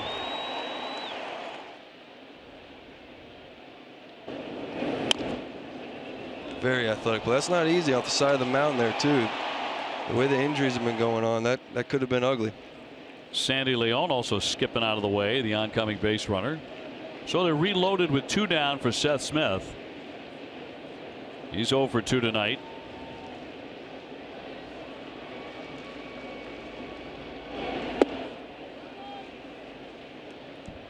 Not out of it. Got to keep grinding. Porcello nearing 100 pitches here, so this is going to be his last inning. No matter what happens, you would guess. All filled up, 2 down for the Orioles. Out in front, 1-1. Good change up there. Get the shift on again, so we got 4 outfielders, 3 infielders. Now, the reason that Smith is playing tonight is because of his success against Porcello. 10 out of 25 against him coming into the game, including a home run. Batting average of .400. Porcello has gotten him twice. That's a rocket foul. Go back to June 2nd. Smith in the batter's box against Porcello in Baltimore, and he hammered this one out. Yeah, that was a hard fastball that just came back over the plate, and Smith is really good on that inside fastball. He's always looking in there. He's done a good job with him tonight, though. He's able to throw that inside pitch, but cutting it just off, make sure that he doesn't hit the barrel. I'm sure he wants to kind of do the same thing in this situation right here. 1-2. Tried that up and away right there. Next pitch will be number 100 for Rick. Yeah, I would think Rick could definitely throw over 100, so he could come back next inning, but it's been a rough one. So if he can give him 5 strong innings. Well, I don't think anyone would call them strong innings, but 5 innings. It says 7 runs, 8 hits, and 2 home runs. Not pretty, but I know it's weird to say, but it could be a lot worse. He's definitely grinding through, and he didn't give up, didn't come out. Well, he's not out of the inning yet, though. The bases are loaded with 2 down, and a guy who's hit him very, very well. If he can get through this guy, yeah, at least you could say he's kept the Red Sox around. Still 5 runs down, but his defense has not been good. No, that's tough, but like I said, sometimes you got to make 4 outs in an inning, sometimes 5 or 6. You got to pick each other up. And a 1-2. Smith with a line drive into left field. That's going to drop down for a base hit. 1 run scores. Here comes the throw. That's offline. 2 more runs in. And he continues to get hammered. I imagine John Farrell will go and get him now. There's no way around that. That's a rough outing for Rick Porcello. Yeah. Unexpected, because he had been pitching very well coming in with a 4-game winning streak, but they shower him with hits tonight. And here comes Kelly. 9-2 Baltimore. We'll take the break and have more in just a moment.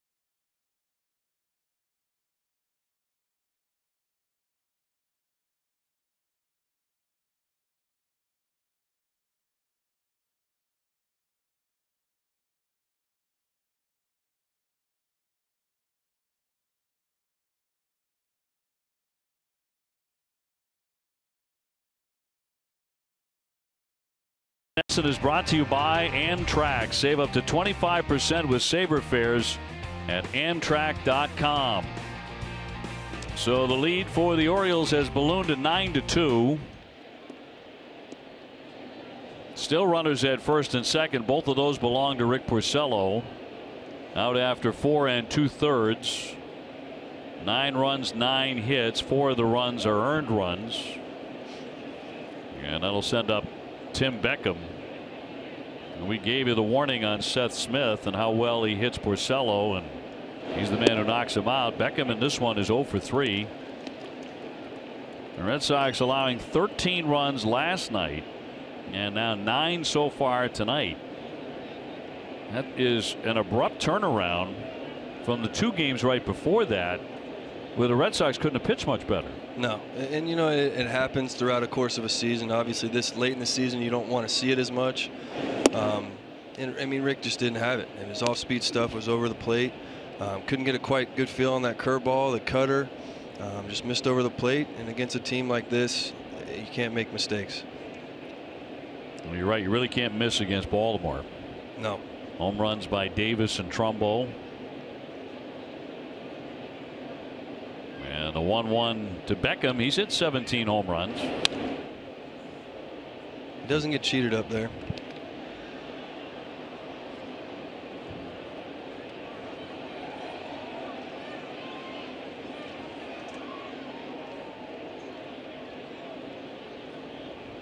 Yankees in Seattle have gone to the 6th inning, and the Mariners still leading at 1-0. Sox with a 4.5 game lead over the Pinstripes. I see Joe get out of this for him right here. Let the Red Sox get back in there and try and chip their way back. And a chopper along third, foul. Game 2 tomorrow night. Eduardo Rodriguez against Kevin Gausman. Doug Fister will pitch on Sunday. That'll be Doug's first appearance since his marvelous effort in Cleveland. Eduardo will go in 4-3. He's going to be looking to go deeper in his start. Yeah, build off that last start. That's what you got to do. You got to continue to build off off your previous at-bats, previous starts. And I'm sure he's looking to pick up Rick, you know, just try and move on, move forward. The 1-2. Got a piece of that one. 100-mile-an-hour fastball.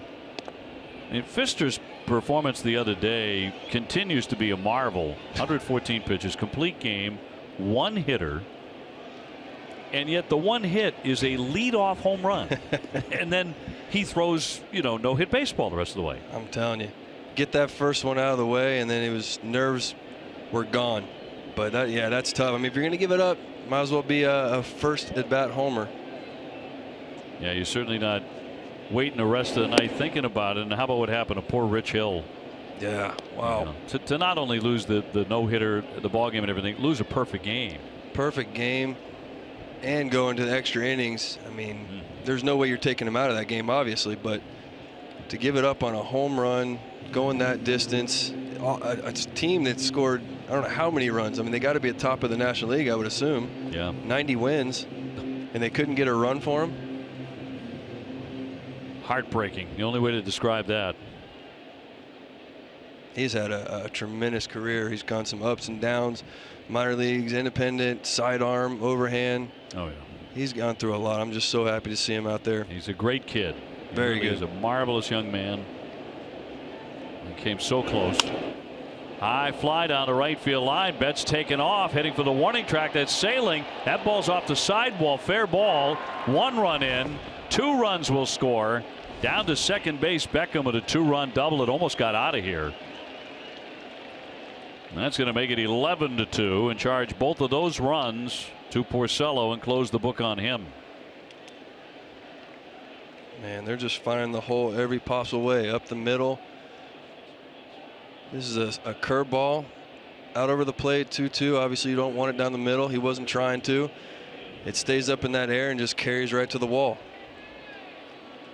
Well, very well played by Mookie to hold him to a double, actually. Yeah. Thought he almost had a chance at Seth at home, but he was able to motor in there. However, now 11-2. Here's Machado, the 9th man to hit here in the 5th inning. And this has been an ugly night at Fenway. A 5-run 5th. Wasn't expecting that, I'm sure.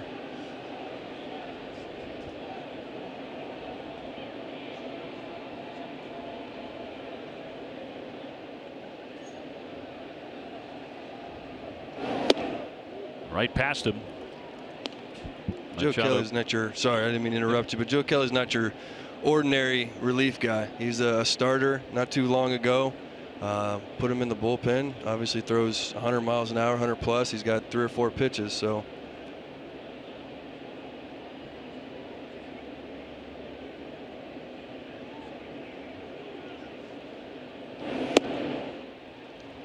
In there for a called strike.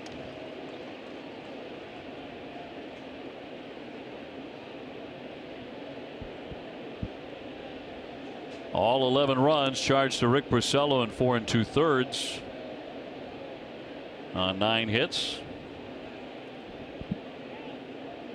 See if you can throw that slider right off that fastball down and away. Lined into right field, down for a base hit. They're going to hold that man at third base as the throw comes in. Very accurate throw. So Beckham will stay at third base. Another rocket. We've seen a lot of those tonight, haven't we? Yeah. Tried to sneak the 1-2 fastball by him. Was able to do a 1-1, throw a good pitch. That was a little up, and man, he was looking for it out over the plate. 3rd hit of the ball game for Machado. Yeah, just fastball up out over the plate, and man, he wasn't trying to do too much. Back-to-back nights, the Red Sox pitching staff, which for most of the season has been either first or second in ERA. Back-to-back nights, the Red Sox taking it on the chin. A barrage of hits in Cleveland and again here at Fenway. Here's Scope, and there's another one. Shot into left. That'll drive in another run to make it 12-2. Goodness. Yeah, that was a slider there. Just left up out over the plate. I mean, it's you're seeing it. Anything left over the plate, you make a mistake. These guys are professional hitters. They're not going to miss it. And Scope did not. That's his third hit. He's 3 for 4. And Swaggy T scoring on the play.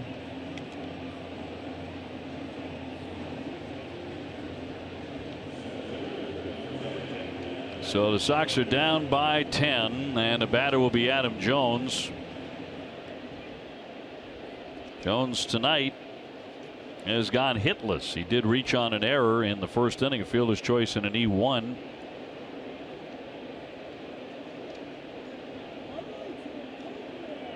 Two aboard, 2 down, and 6 runs in here in the 5th.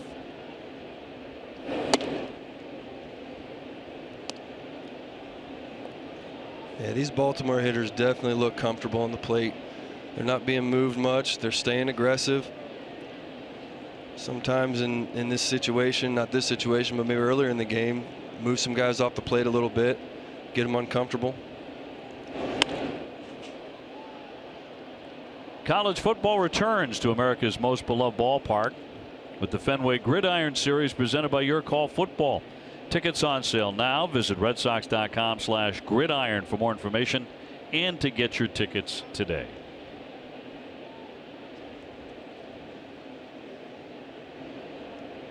Keeps up like this, we may get the boys on the field a little early. 12-2. And into the dirt. It's a tough situation all around. You want to have quick innings. You know, you're trying to make pitches. You're trying to get ahead of hitters. You fall behind. You're facing a lineup that can do some damage. And they've had, like I said, they've had a great approach. They've looked for pitches over the plate that they can shoot the other way. They're not pulling everything. And those hits start to get contagious, and you start going through the lineup and scoring some runs. That looked like a pretty good pitch. Sometimes the umpires can get on their heels too. Yep, 3-1. Tried to go with the 2-1 slider right here, right at the top of the zone. I thought that was a pretty good pitch. Yep, borderline.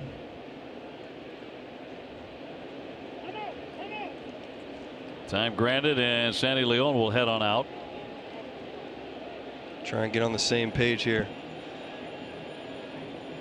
Don't think they're switching signs as much, but maybe Sandy might have seen something at second base. CVS Health is investing $50 million over 5 years to extend their commitment to helping people lead tobacco-free lives and move us one step closer toward a tobacco-free generation. Learn more at cvshealth.com/be-the-first. 2 on. And another one slapped through the hole for a base hit. Machado rounding. He's coming in. Here's the throw by Benintendi, and he sailed it. Run comes in to score. That's overshooting everybody, and the runners will move up to second and third.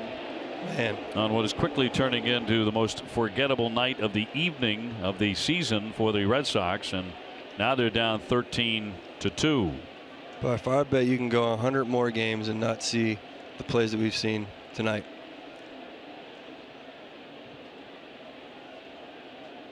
And Carl Willis will come on out to try and make some sense of this. They will charge Benintendi with an error. That'll be the 5th one charged to the Red Sox so far tonight. And that is a season high. When things go wrong, they go wrong.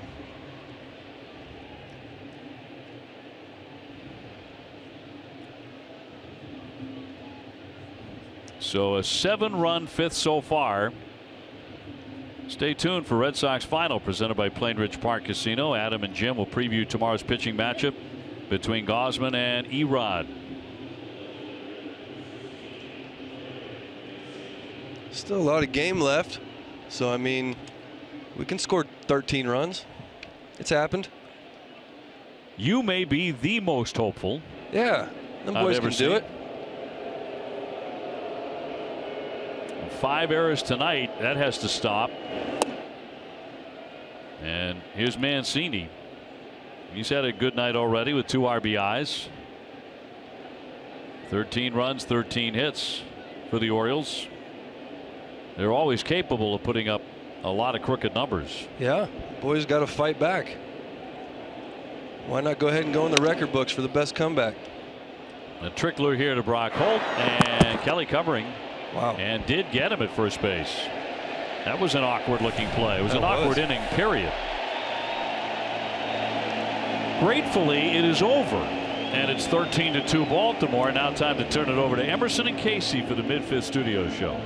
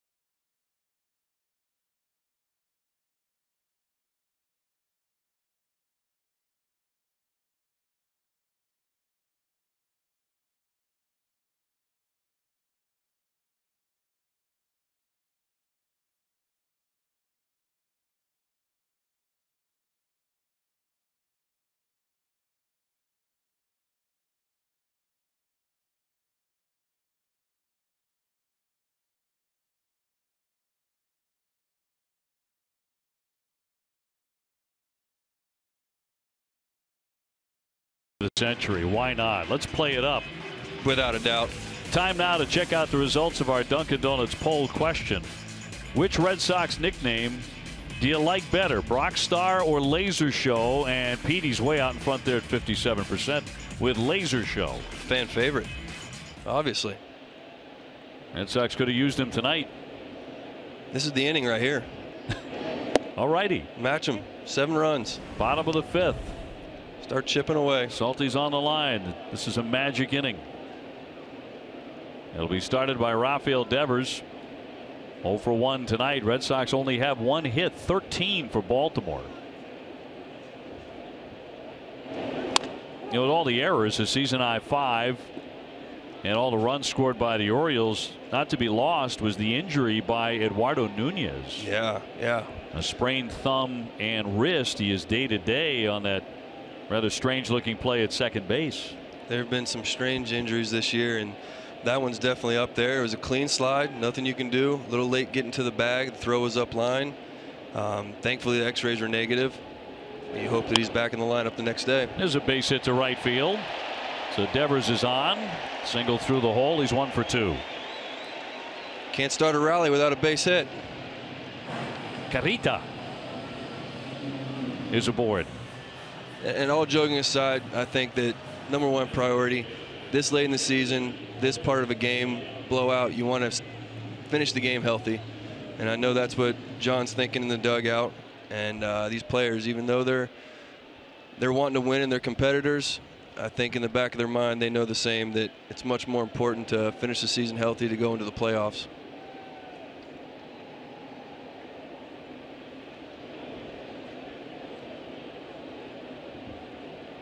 Bruce Young 0 for 1 as he smacks that one foul. He's popped up to the pitcher. Bruce hitting .241 with 7 home runs.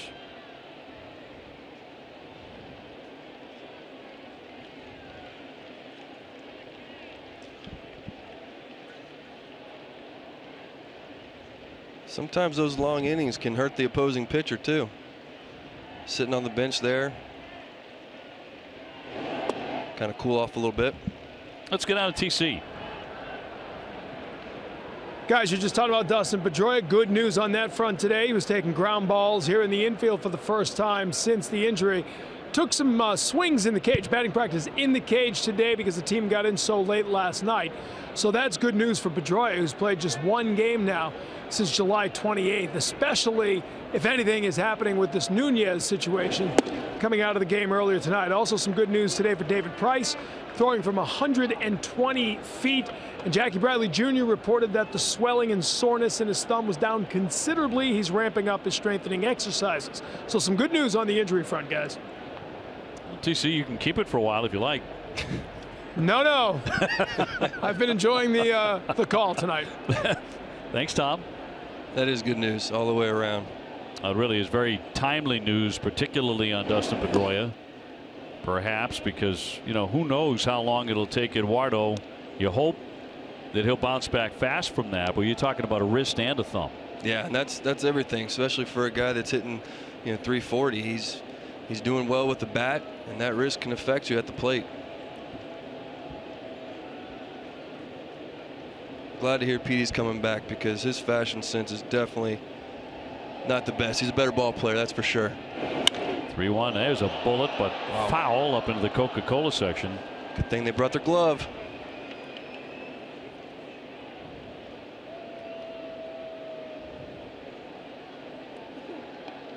Now you're talking about Dustin Pedroia's fashion sense, and I'm not going to say anything about that, but I am going to say I think he tried to maybe throw you under the bus tonight when you were in the clubhouse, and he said, no, if you're going to wear the pocket square, the button has to be showing in it, and I want you to show off that handkerchief because it's a very sporty look.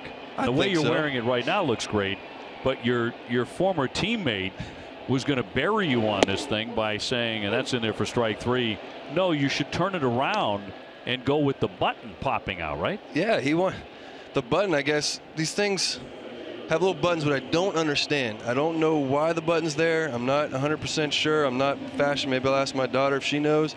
But he said I looked terrible, wrinkled, and I needed to go ahead and do that. And he took it out, folded it, put it back in the pocket. I was getting ready to go in the air, and I realized that is not the right look. Yeah, I think he did that completely on purpose. 100%. Just because he knew you were going to be on TV all night long for the next 3 days, and you know he was going to do what he could to make you look that way. Of course. But glad you caught that. Yeah, I mean he's slick. Nice try. Practical joker. Here's Davis with a cut and a miss. He's 0 for 1. Rajai has grounded out to the shortstop. Runner on at first. Red Sox trailing 13-2. Certainly not the way they wanted to come back home to Fenway for this weekend series. No, but this is game 1. Game 1, it's not over yet. I'm telling you. Have the faith. Fans are getting loud.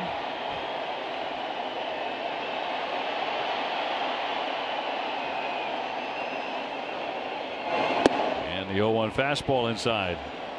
Rajai's not afraid to hit a home run too. He's had some power numbers in the past years. Obviously a big one in game 7. Just pick and peck away. Well, the fans are finding a way to stay entertained. More or less. Exactly. Do what you got to do. And the 1-1.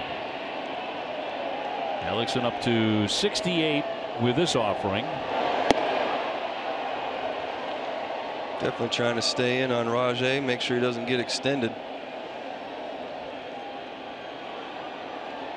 Rajai told us yesterday that growing up in Connecticut, which is on that border between being a Red Sox and a Yankee fan, he was a Mets fan in his earliest days.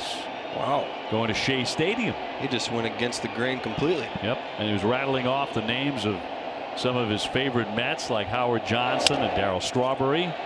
Doc Gooden, that one floated. That'll drop down for a base hit. Devers rounds, heading into third as the throw behind him and too late. That is a beautiful thing right there. You're down 13-2. You're in a situation where you got to make up a lot of runs, and Devers does a great job. Base hit to right field. He knows he can take the extra base, and that's what it's about, is just taking that extra base and keep on fighting all the way through. Little excuse me, broken bat hero. Devers froze originally, but then he got on his horse, was able to get to third and get things moving.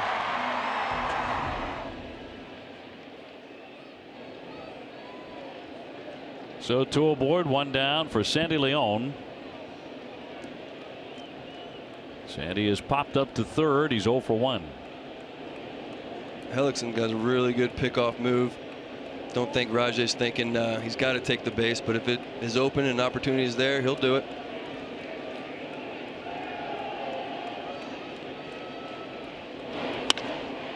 That's hit well, a slicer, but Jones is there. And tagging up, coming on in to score, here's Devers on a long throw to home plate, but won't get him, and that'll make it 13-3. Sandy Leon picks up the RBI. It's a great job, pick and peck. His 36th run driven in. So the Red Sox 10 back, and the top of the order in Brock Holt.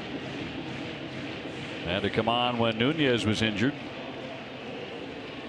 I think the Red Sox are going to make me look good tonight. I'm telling you. You're predicting I am a comeback for the ages here. Without it. I know Johnny had some predictions last night. His some of which came true. Yeah. I'm a dreamer.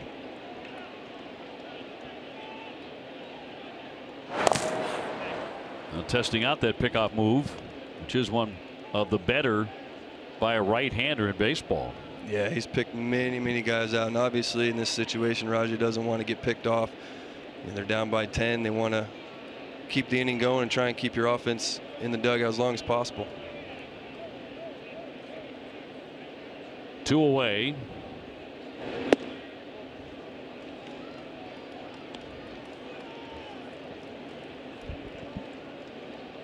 They've got a pitcher's duel in the Bronx tonight. Seattle leading 1-0 over the Yankees. They've gone to the 7th inning. Benintendi on deck. There had to be a lot of Yankees fans holding their breath yesterday. Oh yeah, I bet.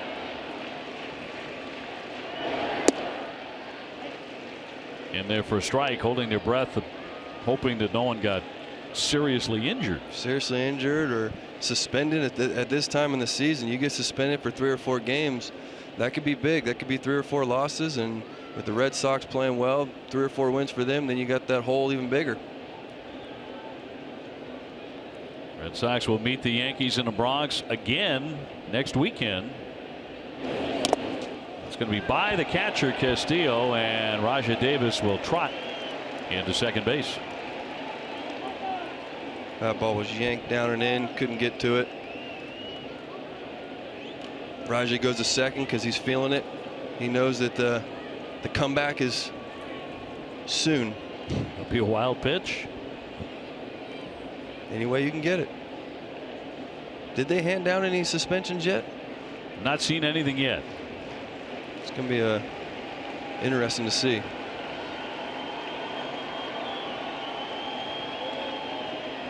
Now we're hearing that they have handed out some suspensions. So Sanchez got 4 games.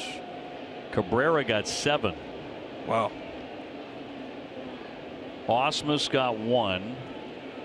Manager of the Tigers. Wow. Osmus 1, Miggy 7, Sanchez 4. That's going to hurt having Sanchez out, that's for sure. Andrew Romine also at 2. Here's the 2-1. 3 balls and 1 strike. So both catchers are out. Yeah. Wow. That is definitely going to hurt. Of course, the Tigers are out of it, have been for a while. More painful to the Yankees. Yeah. See, that's the situation there that you gotta kind of think past what's going on, the heat of the moment, and think about the big picture. 3-1 and a ground ball to first behind the bag. Davis will take it, and that will retire the side. Red Sox do get 1 back. It's now 13-3 Baltimore.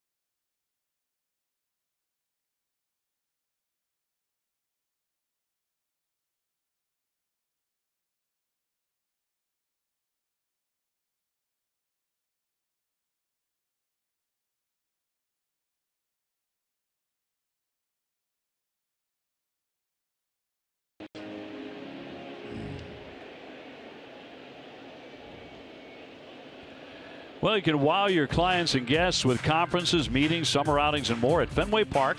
Visit redsox.com/events or call 617-226-6791 for more information.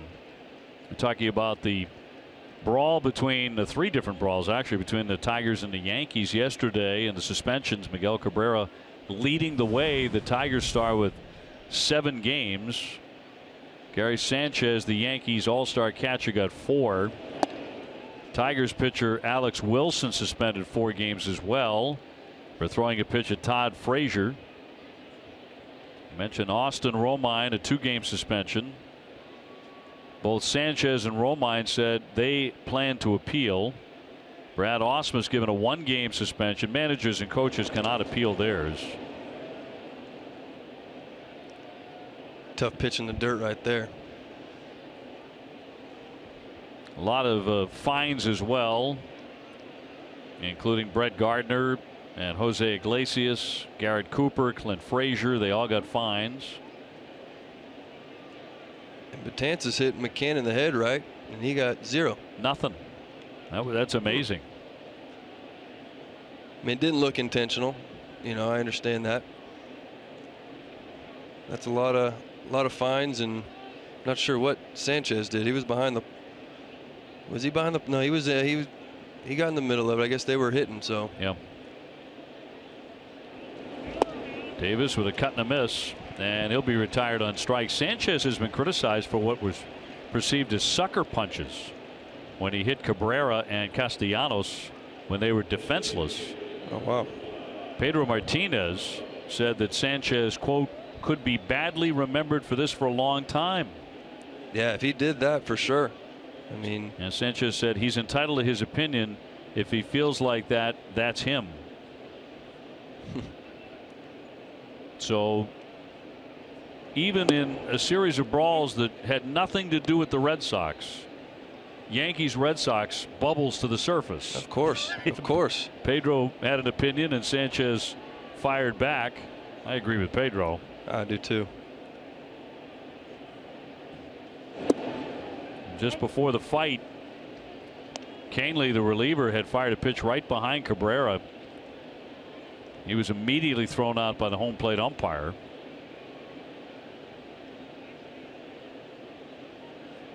Cabrera was saying, watch the video, see the people throw punches. They go after me when I'm on the floor. I don't ask that you give me fewer games. I don't care. I take responsibility, but come on. Ooh. That's in tight. 0-2 fastball. He's just trying to get it in there. Gets up in a little bit. Move his hands, move his head a little bit. See if he goes back down and away with a slider. Yeah, that's tough because, I mean, tempers are going, tempers are flared up. So many things can happen, but there's a camera that covers every aspect of this game now. You got to be careful. Tried the slider, pulled it a little bit.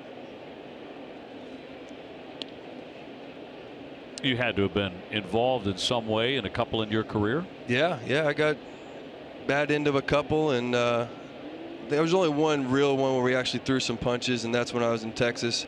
We were playing against Oakland. Padilla threw at Swisher. Swisher went out there, and I went out there as quick as I could. I grabbed him. I was on top of him. Swing and a miss. He puts him away. Back-to-back strikeouts for Kelly.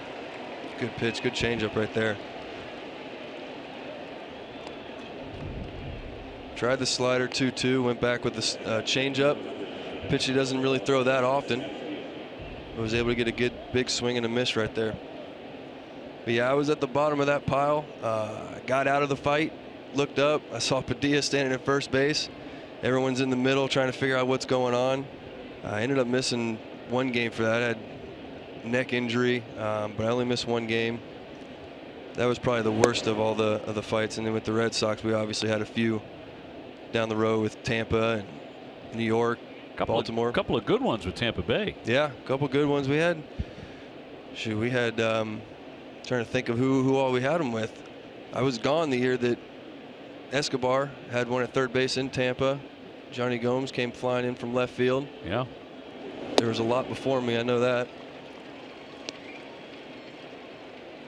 I remember when Coco Crisp got drilled in one of those games at Tampa Bay, and Johnny came storming in. He was right in the middle of that, throwing haymakers. You're going to find him in the middle of most of them, that's for sure. Yeah, it was Coco and Shields. Yep. 1-1 hammer to short. Knocked down by Bogaerts, but he'll have no play. And Castillo's going to be on with a base hit. That's his second knock tonight, and their 14th hit.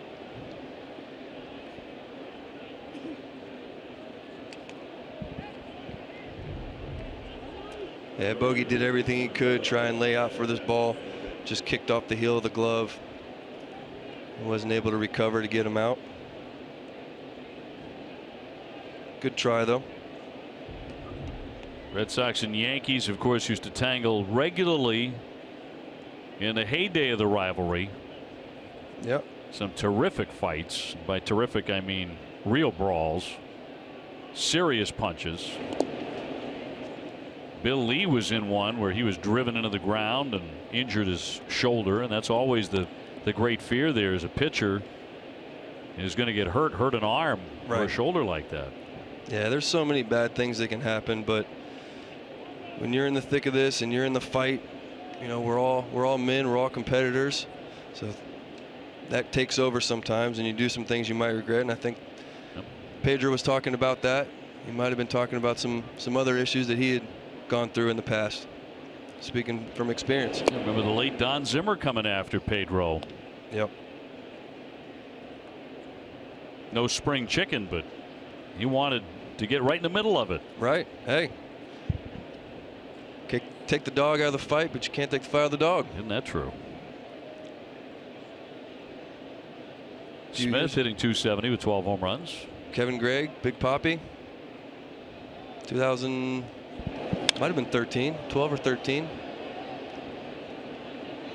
That was a big scuffle. You know, that was such a strange one because David Ortiz was, at the time he was in the league for most of the time, the best liked player in baseball. Without a doubt. And, you know, guys just didn't throw at David. But the one or two who did, it was shocking when it happened. Yeah. And that one, I mean, he had thrown at him, but then David had popped up and he yelled at David to run. And David didn't like it. I remember him telling me that story. He said that, hey, I remember going out there. I didn't realize how big he was. I got halfway out there and I'm like, oh man, he's big. Because Kevin Gregg is a big boy. Yeah. Those two boys going at it. When Big Papi says he was a big boy, yeah, you know he's big. Right. He's large.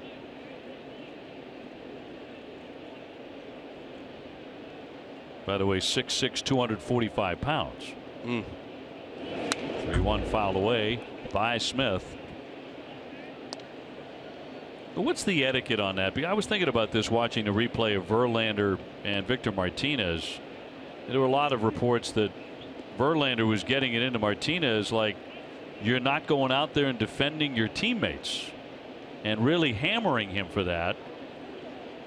But if you're in the dugout or you're up in the clubhouse, are you supposed to come out, especially if you're in the clubhouse? Are you supposed to run out there? Absolutely.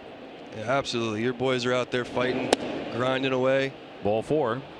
I mean, that is a pet peeve of mine. If your guys are out in the field grinding, fighting, clawing their way back, and you're upstairs enjoying a hot coffee, relaxing, enjoying your time up there, you know, you're not in the fight with the boys.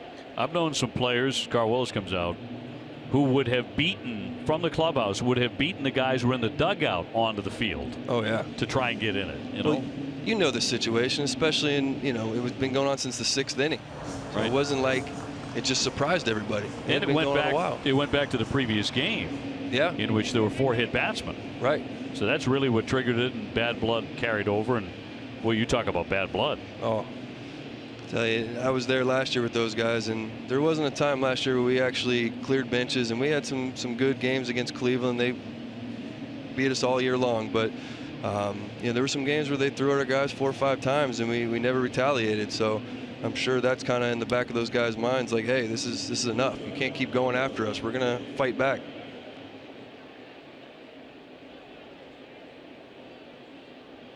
Runners at first and second for Tim Beckham. Tonight a 2-run double. He's also reached on an error and scored.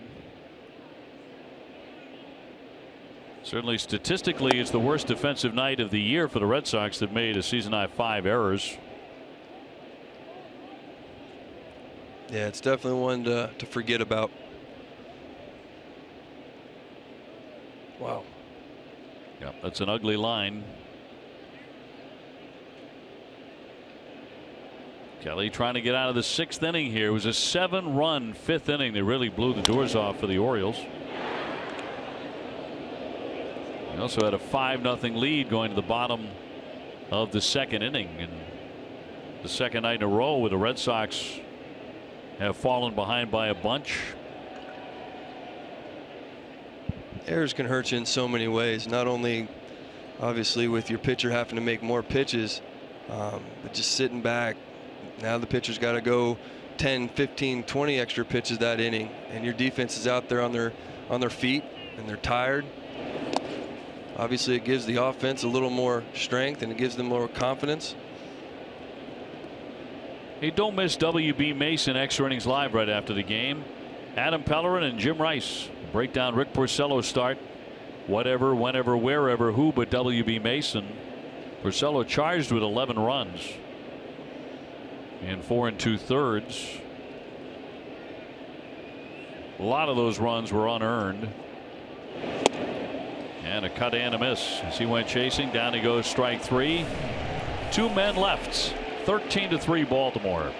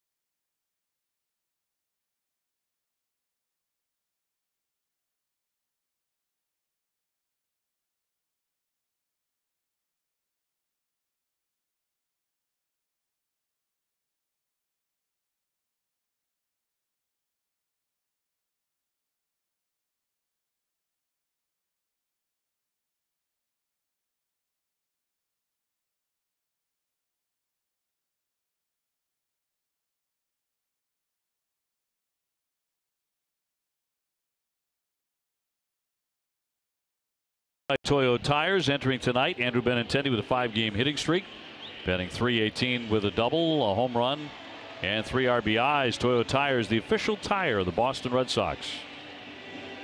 Salty and OB with you, and TC. It's a players' weekend. All the players get a chance to wear their nicknames or what they want to be called on the back of the uniforms. I think the Red Sox might be wanting to change jerseys tomorrow. Yeah, you think so?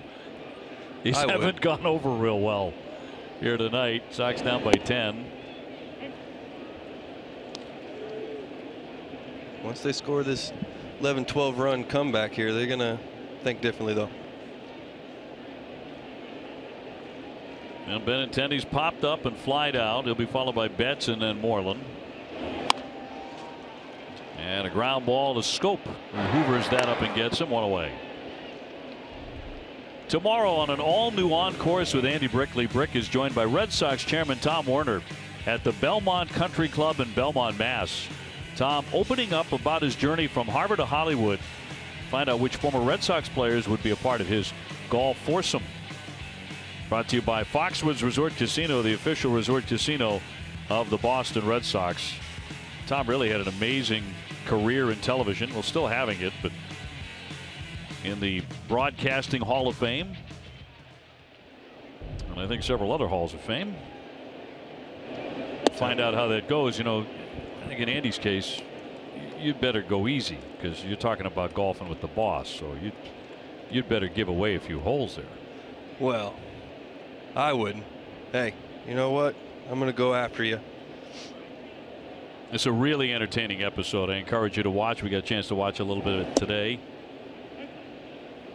It's a fun series. There's a lot of joking going on. You know, a lot of guys digging each other with pretty good jokes and one-liners. Just like when you play. Yeah, without a doubt. Nobody gets off easy. No, especially on the golf course. Tom's got a pretty good looking swing. That is a good swing. I don't know about Andy. Especially with the camera on you. Yeah, I mean, that's a little pressure there. Yeah. I'd be shooting at that turkey, though. Well, of course you would. Hammered by Mookie Betts, backing up Davis. So race to the bag for the out. And Mookie 0 for 3 tonight. And there are 2 gone. Even though he's 0 for 3, he's hit 2 balls hard. One to left, one to center. Now he's going to right. He's hitting the ball where it's pitched. Yeah, those are the positives you got to take out of tonight's game. Well, 2 down for Moreland, who has reached on an error and struck out. Red Sox trailing 13-3. The second night in a row that this vaunted Red Sox pitching staff has allowed 13 runs. Yeah, I don't think tonight had anything to do with tipping or anything, but just missed location at the end of the night. And I'm not 100% positive that last night did either. No, there's no, you never know. But like we talked about earlier, I don't think we got to finish that. I've been on a lot of teams, and Cleveland was one of those teams last year where we thought something was going on. We looked in the bullpen and we were watching everyone, seeing what they were doing. Is somebody, you know, standing still as everyone else was kind of moving? And as the guy that was on the bench the past 3 years, that's something I did. I sat there and I studied bullpen. I studied the pitcher to see if I can see what they were doing. And it can be anything, like you said, with the flare of the glove. It can be anything with the placement of the glove, lower on off speed, higher on fastball. The tempo could be quicker. That one ripped toward the shift, and again it's Stope throwing off balance. Close, and he got him this time at first base. Nice dig.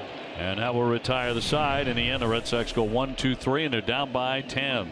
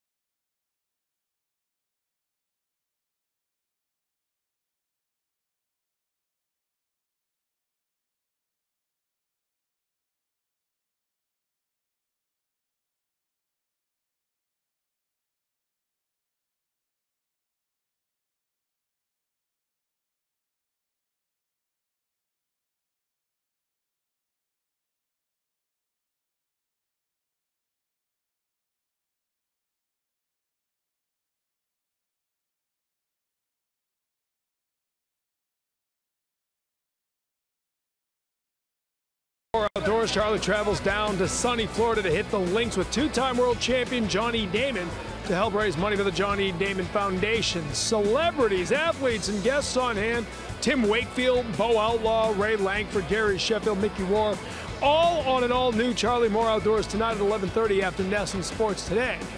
Now, of course, last night we had the breaking news that we got Charlie Moore and his people to invite our own Johnny Gomes onto a show in an upcoming episode of Charlie Moore Outdoors. As we said last night, I fear for the fish wherever they end up going out of the boat.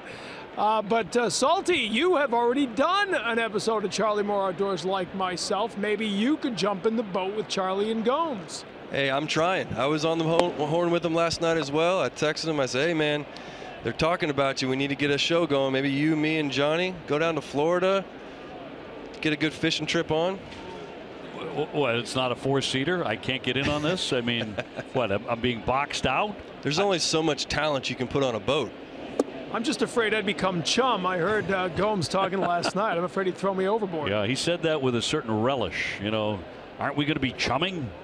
Oh, Johnny's a beast on the boat, too. I got to go with him in 2013. It was me, Johnny, Napoli, Napoli's parents. We went out in Tampa, and we actually caught a shark. We caught so many things, but Johnny, that was his focus. Main goal was to catch a shark.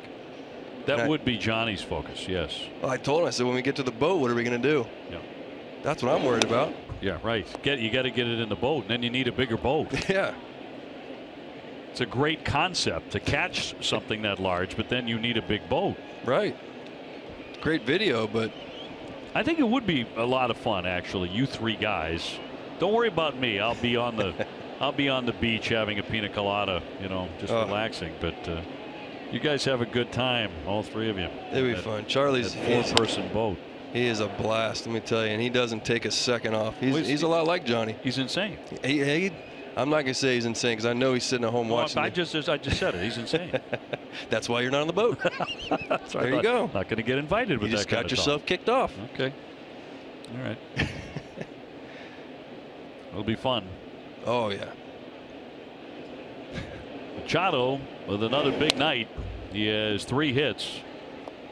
Now, when you do the Charlie Moore Outdoor show, is the fishing all done locally, or can you guys go to like the Florida Keys? Can you go to Cancun?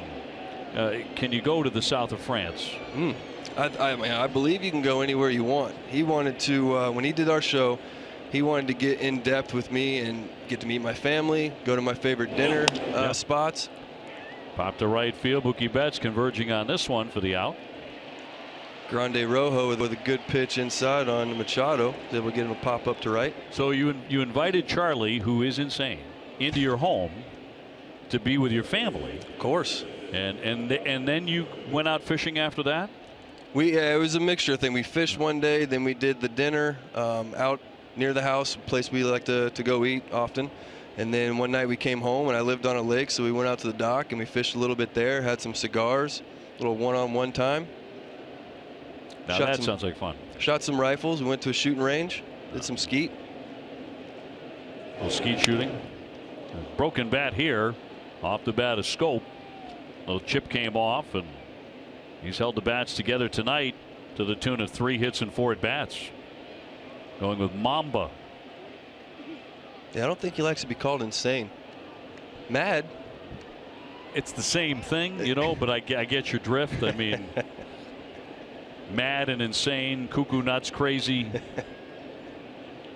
A lot of fun. It was a blast. I enjoyed every minute of it, and been able to keep in touch with him too, which has been great because you know he's a celebrity up here. He's a big deal. He is a big deal.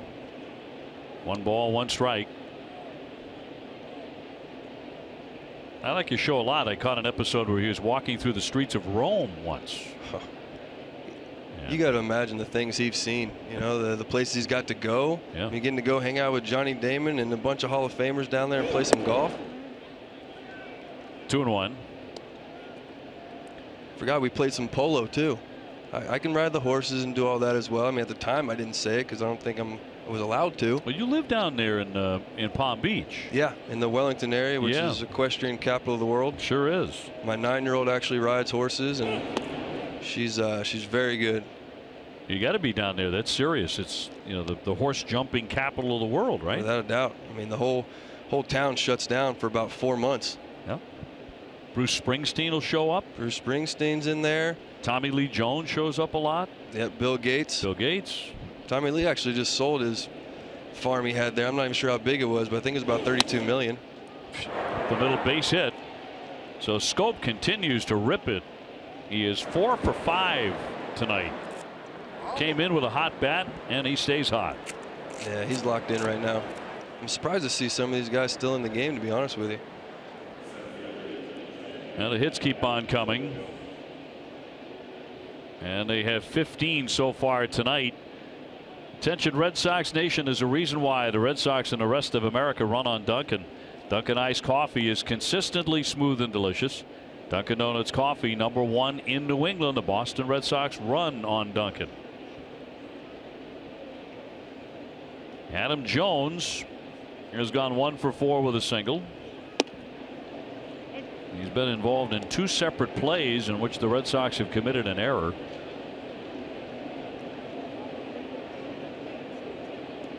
The Yankees have now tied their game with Seattle 1-1. They're in the 8th inning. 24 homers. It's a normal year for him.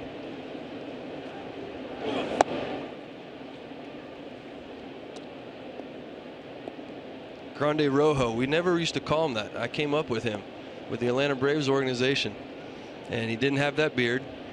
Definitely had the red hair. But he's also been through a lot in his career too as well, and has done great the past few years. He's been a tested big leaguer. I just got a note from my partner Johnny Gomes, who said, "I'm going by myself. Stop trying to steal my fish." Oh, there's plenty of them out there. I'll take him gator hunting then. That's not like Johnny. He's not selfish like that. He knows better than that.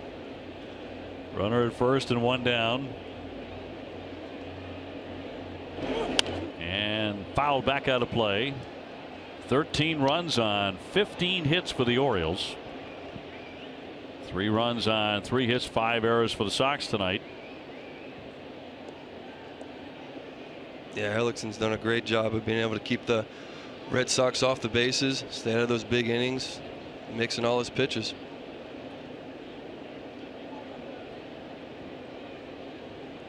And Boyer firing, and that one served toward right field. Going to be a tough play for Mookie Betts. It'll drop down for a base hit. He goes up against the side fence. Runners will hold at first and second. 16 hits and counting now for the Orioles. And the beat goes on for the Birds here at Fenway tonight. Yeah, the Red Sox just can't figure these guys out. I mean, they've thrown every pitch you can possibly throw. And Baltimore came tonight ready to go, swinging a hot bat.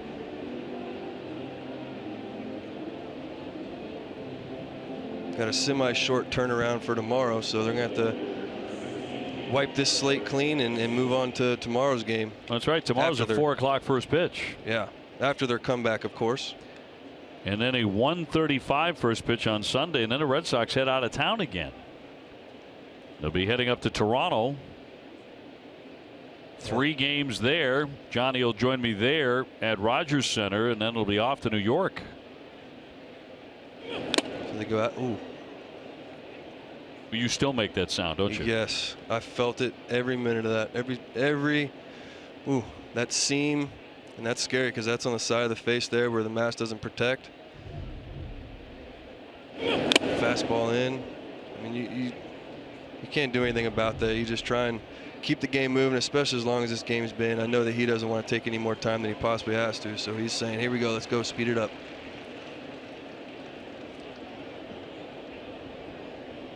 Is it in those moments where you question why you wanted to be a catcher, Salty? I think I questioned a little bit before that, but that's part of it. But you know what? I was a different bird. I was weird. I enjoyed it. You know, every time I got hit, if I left the ballpark feeling. You enjoyed getting hit like that? I did. I told you, I'm weird. I don't know what's the problem, what's not connected up there, but I actually enjoyed when that happened. If I went home hurt, sore, then I felt like I did what I was supposed to do. And the 1-1 down and in. I think to a degree a lot of folks can understand that, but in your case, you're talking about catching over, you know, a 6-7 month period, and your body just getting beaten to death. Yeah. Over and over and over again. Fly ball jacked into right field. Mookie Betts racing, can't get it. That's going to bounce around on the warning track. In comes Scope. Here comes Jones. He's rounding. He is in to score. 2 runs in. It'll be 3 bases for Mancini to make it 15-3. Yikes. Yeah, another pitch up in the zone. Mancini did a great job just driving it the other way. His teammates ran hard to score for him. Mookie had a beat on it. It just was too far over his head.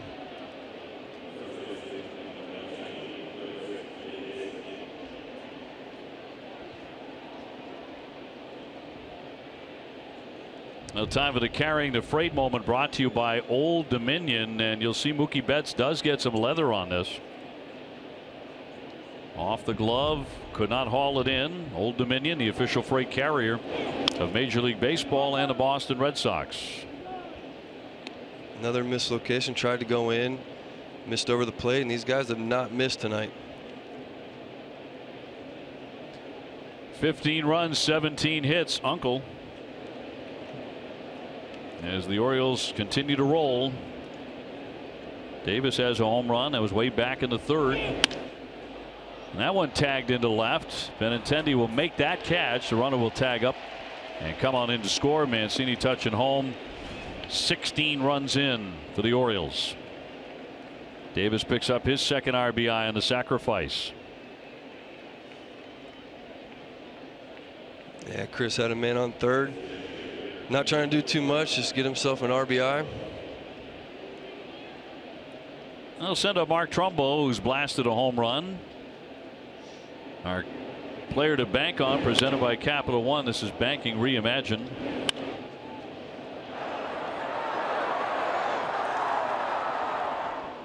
So he's hit 20 home runs. Since then, he has lined to right, walked and scored, and struck out.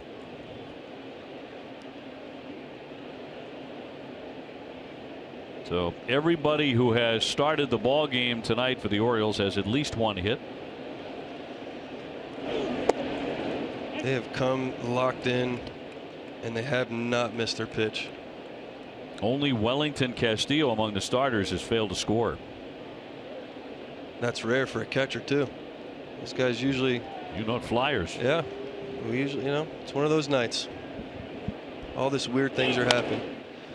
Maybe he had too much beef the night before. Beef Wellington. Never know.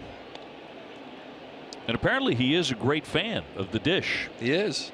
I was actually with him in Arizona when they named that after him. And they had plenty of, we had beef Wellington night, and they actually went to his house and brought it to him and did a whole promo on it. And next half inning, TC, who's been hard at work at this, will have some of the other nicknames around Major League Baseball, as that one is floated into right field for a base hit. So Trumbo has his 2nd hit. And that's going to be 18 hits tonight.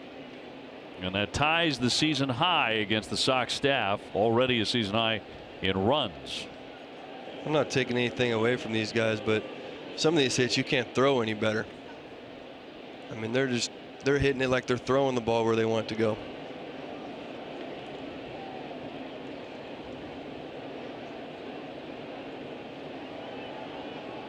So Castillo to get in. He has 2 hits despite not scoring yet. He's gone 2 for 4. Machado has 3 hits. Scope has 4. Adam Jones with a couple of hits. Mancini with a triple and a single. Trumbo with 2 hits. Castillo with a pair. So 6 men have a multi-hit game for them. That one launched into deep right field. Room for Mookie Betts, though. And he'll make the play on the warning track to end the inning. 3 more runs for the Orioles. They keep on swinging.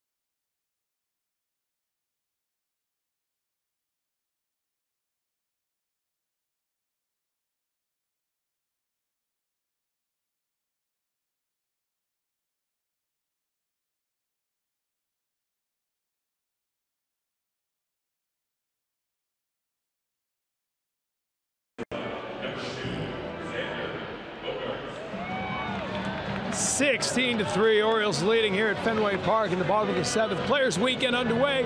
The players picking the nicknames appearing on the back of their jerseys. We've been talking about the Red Sox and Orioles names throughout the night.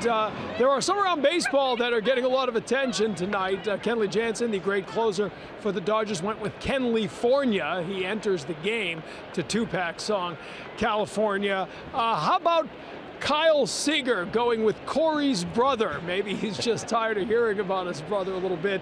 And Josh Phegley, who once described himself as an anonymous backup catcher for the Oakland A's, went with PTBNL, which of course is the player to be named later, which is pretty good. So some of these guys having fun with their names. My favorite, Max Scherzer, going with Blue Eye, because of course he has 2 different eye colors. Yes.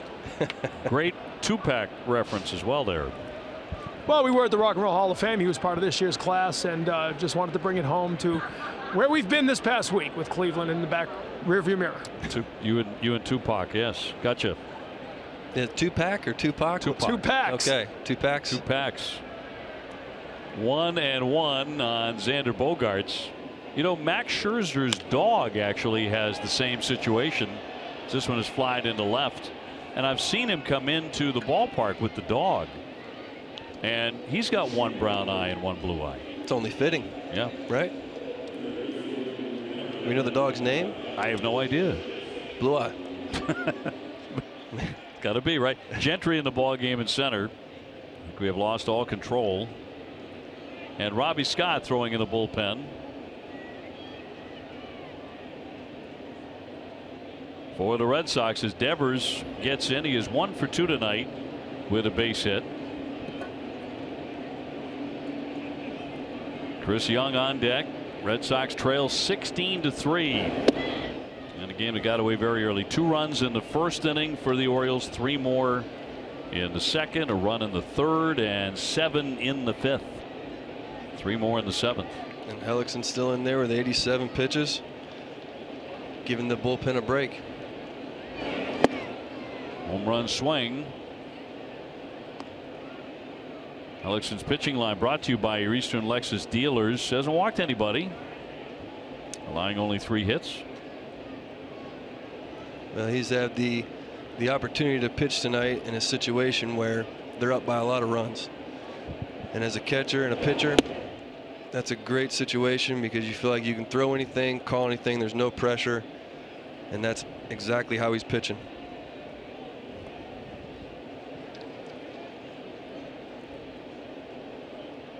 His 90th pitch.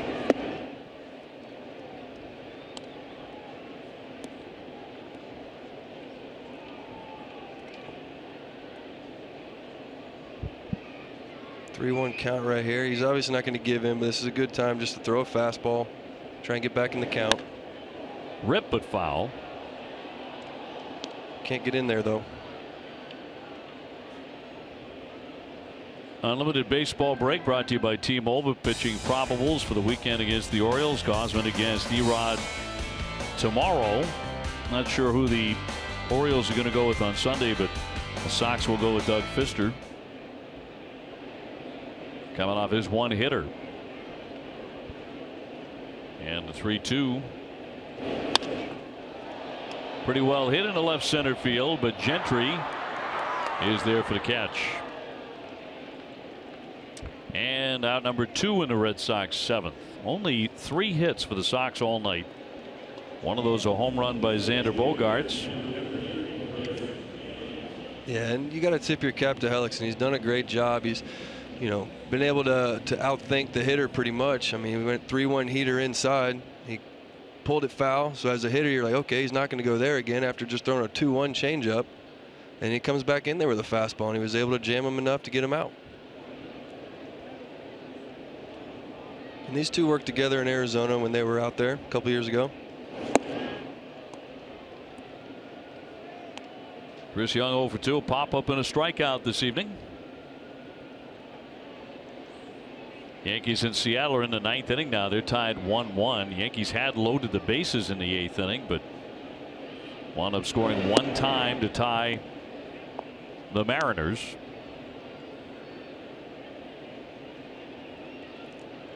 Meanwhile, Richard Blyer throwing into the bullpen.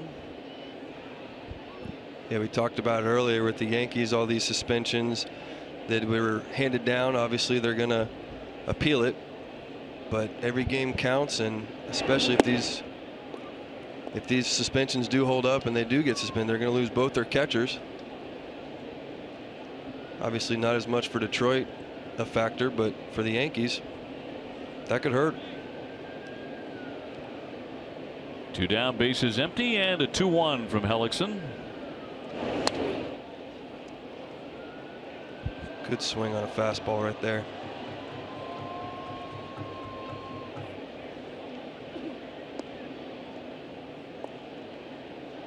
You know, when you don't make too many mistakes in a game and you do make that one mistake, it's tougher for a hitter to capitalize on it.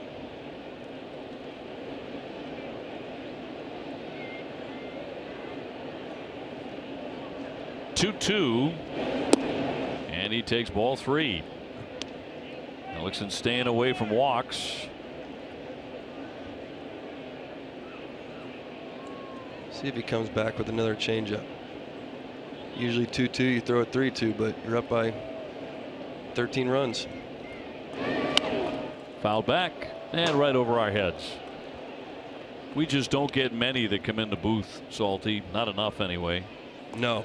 Well, I've been ready. I keep thinking about bringing my glove and being ready, but I'll be honest with you, I wasn't even paying attention to that one. I was looking down. Terrible reactions. Good. What was I doing? 3-2 pitch. And a bullet into left field. That's going to go all the way to the fence. And Young on his way to second base. Here's the throw. He'll slide in with a double. Nice job, CY. Hard hit ball to left off the wall, was able to turn into a double. He got the fastball he was looking for, middle in, didn't miss it this time. Was hustling out of the box and turned into a double. So Chris Young is 1 for 3. Rajai Davis now 1 for 2 with a base hit. 11 doubles for Chris. Hellickson at 99 pitches. We'll see how much longer they allow him to go tonight, even with the huge lead of 13 runs.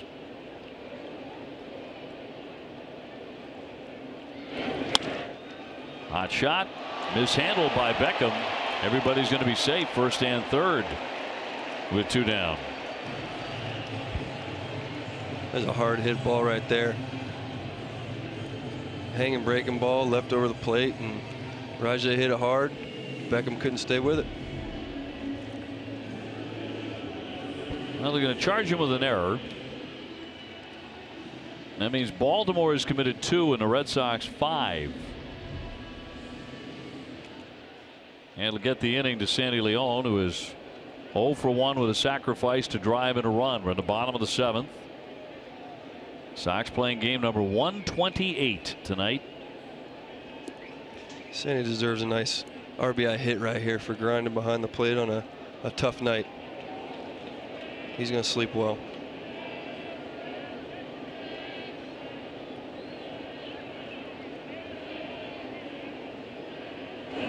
Two down and a ball inside.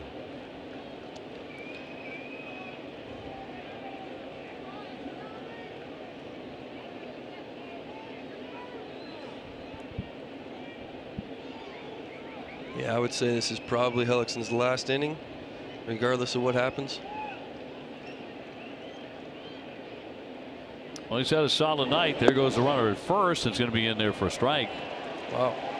Davis down to second base. That will not be a stolen base. Defensive indifference. Pitch like it was a little bit off the plate away.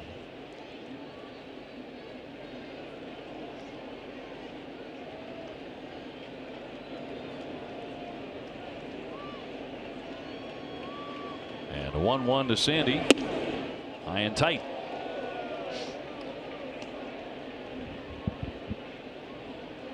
This is a situation obviously you don't want to try and do too much. He's been pitching well, but you still got to get a good pitch and try and just pepper it up the middle. Get a couple RBIs.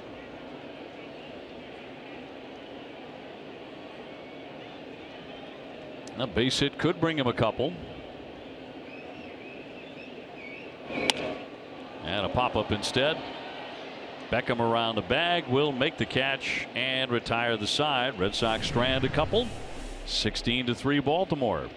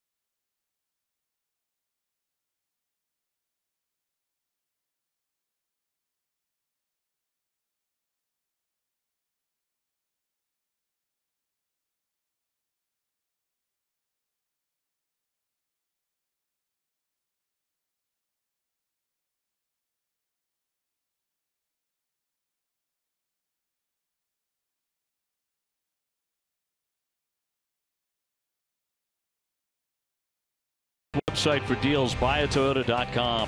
Franklin Sports, the official batting glove of Major League Baseball. Sullivan Tire and Complete Auto Service. Your New England Audi dealers and the 2018 Audi Q5. Citizens Bank. Visit citizensbank.com. And by Ford Trucks. Built Ford Tough, the official truck of the Boston Red Sox. Jared Saltalamacchia, Dave O'Brien, and Tom Caron as we go to the top half of the 8th inning. It's been a runaway for the Orioles tonight. And Robbie Scott will step to the hill here for his 48th appearance. 1-1, a .360 ERA. Bobo. Got a great beard. It's a quality beard. Very nice. I actually thought Johnny Gomes was in the pen last night. Seth Smith here. He has a 2-run single. He is 1 for 3.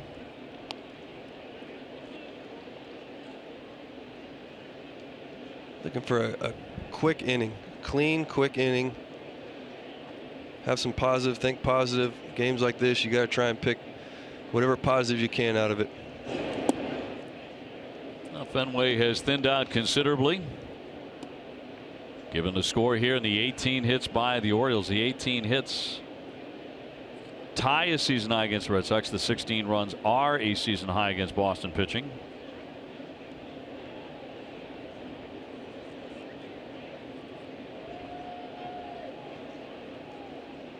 And the 1-1 moves him back a bit. Tomorrow it'll be Eduardo Rodriguez against Kevin Gausman at 4:05. I'm sure Gausman's sitting at home thinking, come on, boys, don't score any more runs. Save them for tomorrow.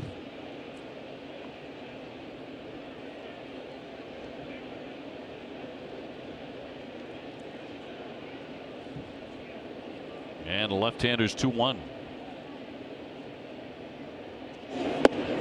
He drops it in there at 89.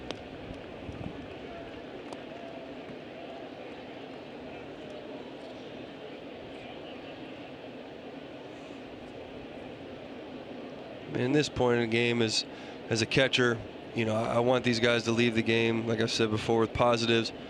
So I want to get ahead of these hitters. I want to keep pounding the strike zone. You still got to pitch to your strengths. A fly ball will send back Benintendi, but there to make the catch for the out. So one away here in the 8th. Back to the top of the order, and Beckham had a 2-run double in the 5th inning. He has scored a couple of runs tonight. Keeping an eye on Seattle and the Yankees. And they're in the 9th inning.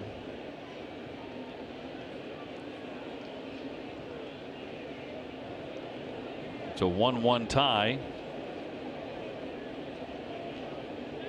But Seattle has the bases loaded and 2 down.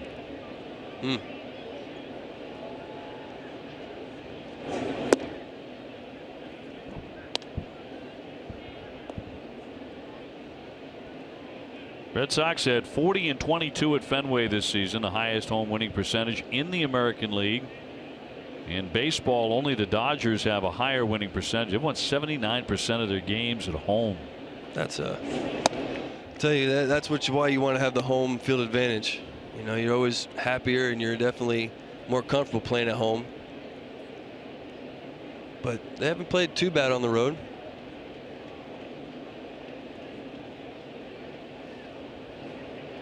The schedule definitely lines up good for them for the end of the season. Yeah, September's not bad. Rope toward left center field, but Davis on the move. So 2 away.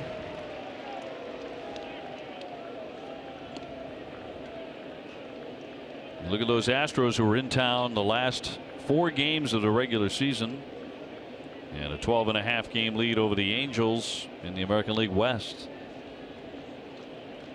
That could play too. Astros clinch that division. They come in, try and set up their rotation, give guys breaks and rest here and there. I'm sure they want to have the best record so they can have home field advantage. They'll be here September 28th, 29th, 30th, and October 1st, the last day of the regular season. Santander will pinch hit. Anthony Santander, 2 for 8 on the season.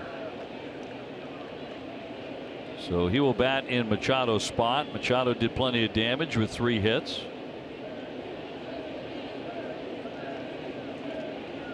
Gives way to the pinch batter. 2 down, bases empty in the 8th.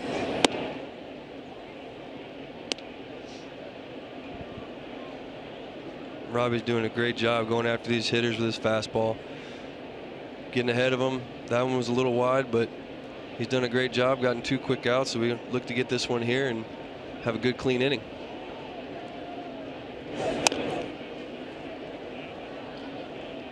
Mariners Yankees have gone to the bottom of the 9th in New York, tied 1-1.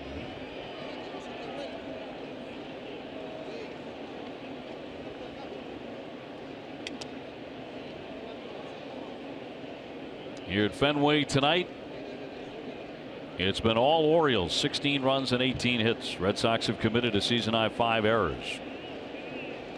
Yeah, it's a tough night for sure. Not the way they planned it out and wrote it out, but I'm sure these boys are tired. They want to get home, get to sleep, forget about this game, move on to tomorrow. Good pitch, hard in there. 1-2 on Santander. Nice hard fastball in, sticks the glove. A little late. Go right back in there again a little further, or throw that changeup down.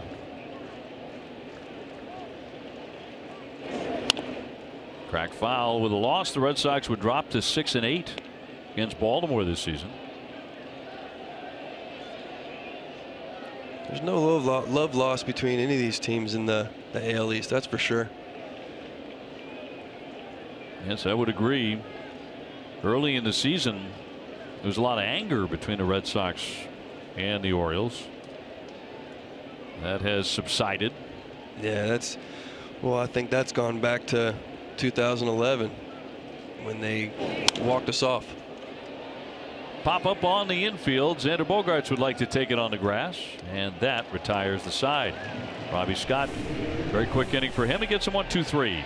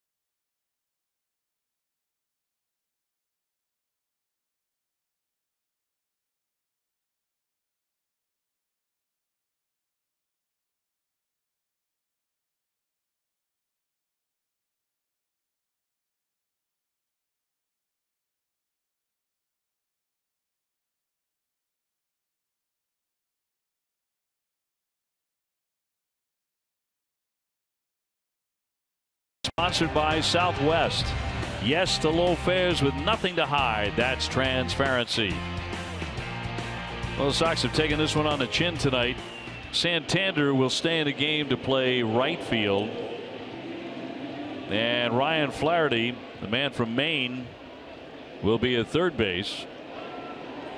And Blyer will enter. The left-hander is the new pitcher. Brock Holt entered tonight, a .316 career hitter against Baltimore. Blyer's been good in 40 appearances, a 1.82 ERA. It's a good opportunity for these guys to see their bullpen a little bit. Obviously, Hellickson threw well and went deep into the game to give the pen a little rest. And Blyer's probably not a guy that's going to be coming in a tight situation, but he might. You never know. So that's why you try and jot down these at bats against these guys.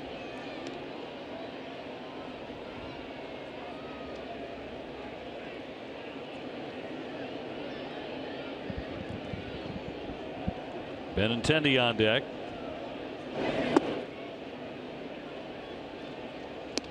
Brock trying to get that batting average up over the Mendoza line. That would take a couple of hits. Yeah, he's had a rough year. He's dealt with some injuries, some vertigo, concussions. Up the middle, but Beckham in front of the bag, guns to get him. Time now for a game break, brought to you by Jordan's, the furniture store of the Boston Red Sox. Here's Adam Pellerin.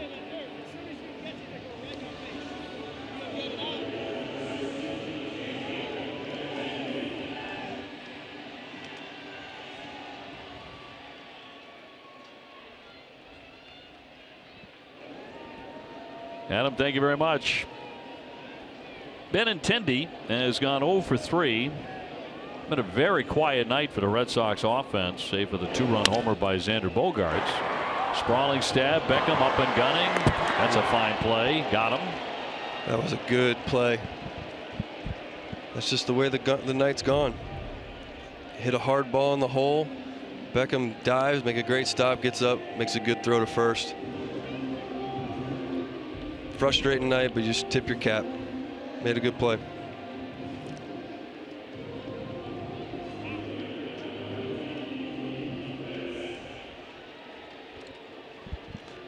Mookie's hit the ball hard tonight. Looking for him to do the same right here. Try and get this rally started.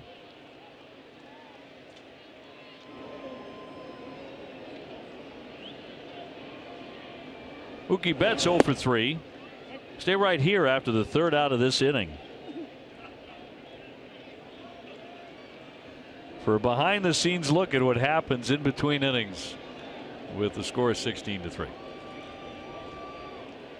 You are going to want to see this. On the check swing. 1 ball and 1 strike. Strong effort by Hellickson as he went 7. It's a good sign to see Mookie staying in the whole game. Came out of the game last night with the injured knee. Weren't sure if he was going to play.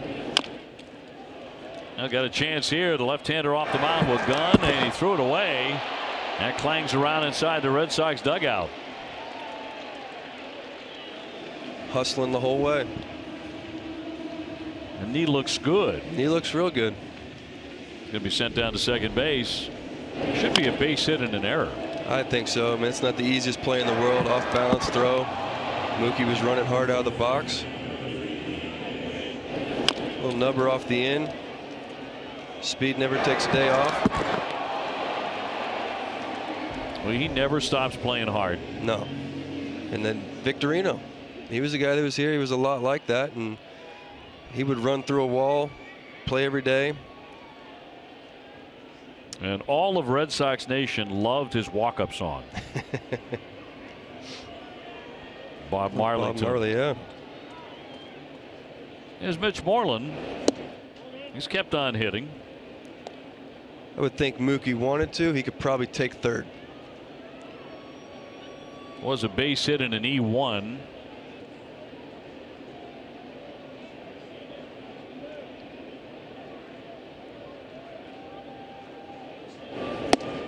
There have been a total of 8 errors committed tonight. Yeah, definitely ugly on both sides. Red Sox have made 5.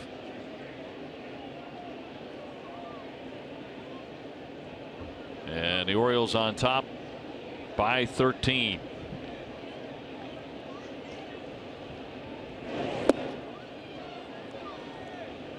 Three and 0. Mike Wright loosening in the bullpen for the Birds. Mitch has been swinging a hot bat too. Hit the ball hard. A couple homers yesterday. Good count, 3-0. He takes ball 4. So the Red Sox have a couple of base runners. Time to see who's on track, presented by Amtrak.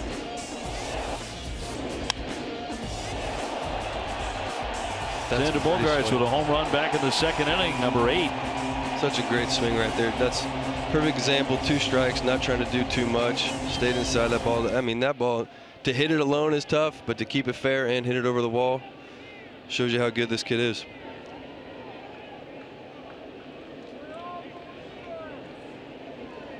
Base hit, tag on a few runs right here. Yankees in Seattle have gone to the top of the 10th, tied 1-1.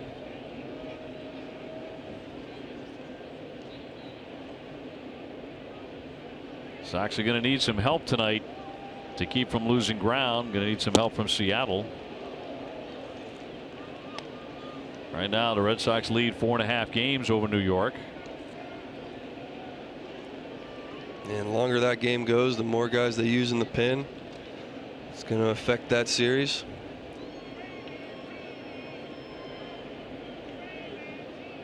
Saw Betances throw.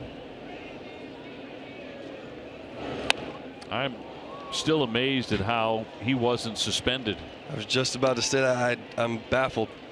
I mean, if you hit somebody in the head, I think they said Alex Wilson got 4 games for intentionally throwing, and I think they said Betances didn't intentionally throw at him. Unless Alex said something, which I don't think he said something, hey, I did do it on purpose. I'm not sure how you can believe one over the other. Yeah, very odd. 0-2. Maybe the feeling was it was so egregious because it was not a slider. No. It was a fastball off his helmet. Yep. That they felt like, well, there's no way he ever would have done something like that. Right. You know, that it had to be an accident. Yeah, I think his reaction had a little, because he did, react like as if it kind of slipped out of his hands, whereas Alex kind of walked off the mound as soon as he threw it. All right. Yeah, there's a lot of body language there. Right. There's a little bit of a difference. We saw that with Kluber the other night in Cleveland. His body language suggested, yep, I meant to do that. Yeah, that's always scary. I mean, you're messing with a guy's livelihood, not only his baseball career, but off the field. You never want to go after a guy's head. You got to be smart, play the game the right way, and that's definitely not the way to go about it if you are doing it. 0-2 on Xander. He's provided the one true highlight tonight for the Red Sox, that home run in the second. First and second. And popped up foul. That'll be back out of play.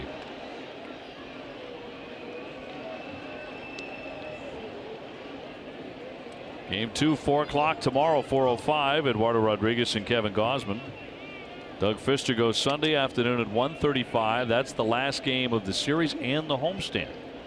Yep, you're going to have total opposites from tonight's starter to tomorrow night's starter. Gausman, guy that throws really hard. He's got a good changeup as well, but his velocity is a lot quicker. He likes to move quick, fast. So it's going to be a little bit of a different pace, which I think the Red Sox are going to enjoy.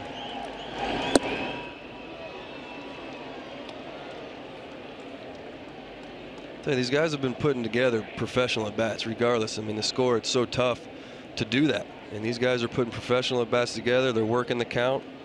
They're just not getting too many mistakes to capitalize on.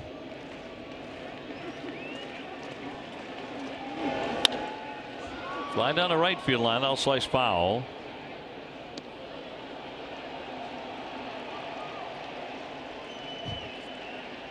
Well, you think that Xander might be on the verge of really getting on a nice hot run at the tail end of the Indian series. Looked like he's swinging the bat better. Home run tonight. Yeah, that's what you want to see. I mean, you got to take a positive out of everything, regardless of what the situation is. Try and take positives. Like I said earlier with Mookie. Mookie's hit the ball hard twice. I know he's been scuffing a little bit, but he's shown his teammates that he's going to play through injuries. He's hit the ball hard a couple times. Xander, same thing. Everything's going to click. 2-2. Not to throw Hellickson under the bus. I'm not saying he doesn't throw hard. When you're in the box, it looks like 98, 99. Nasty curveball, good changeup.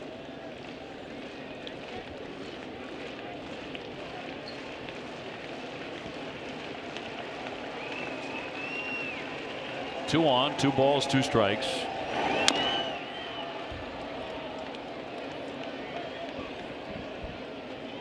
He's battling. These are the at bats. 16-3 and still grinding away, not giving away at bats. Let's go back to earlier in the ball game and a play at second base where Eduardo Nunez was injured. Yeah, this was a scary situation that could have been a lot worse. We had a late to get into the bag. Sandys throws a little bit up line. Thankfully he's okay. Landed on his wrist a little awkward. Best just to get him in and get him healthy. Fly ball into right field, and that'll be out number 3. That's all for the Red Sox. 2 men left. After 8, 16-3, Baltimore. Don't go anywhere. Stay in the park. With 31 come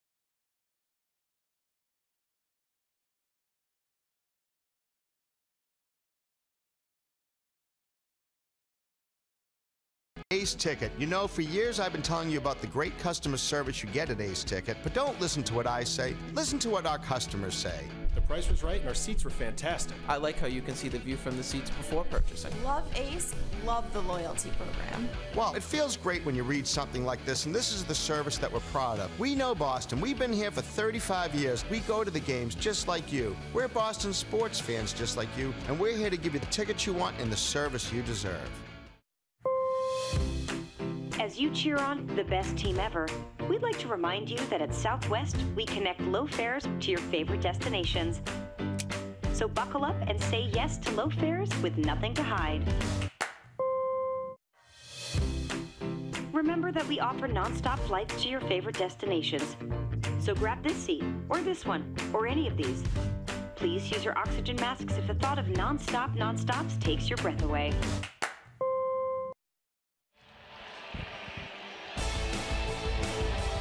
Baltimore with a 16-3 lead. You knew eventually we would see a position player, and we're about to. Our game summary brought to you by Xfinity. Hellickson, very good tonight, allowing just 4 hits and 2 earned runs. Machado 3 for 5.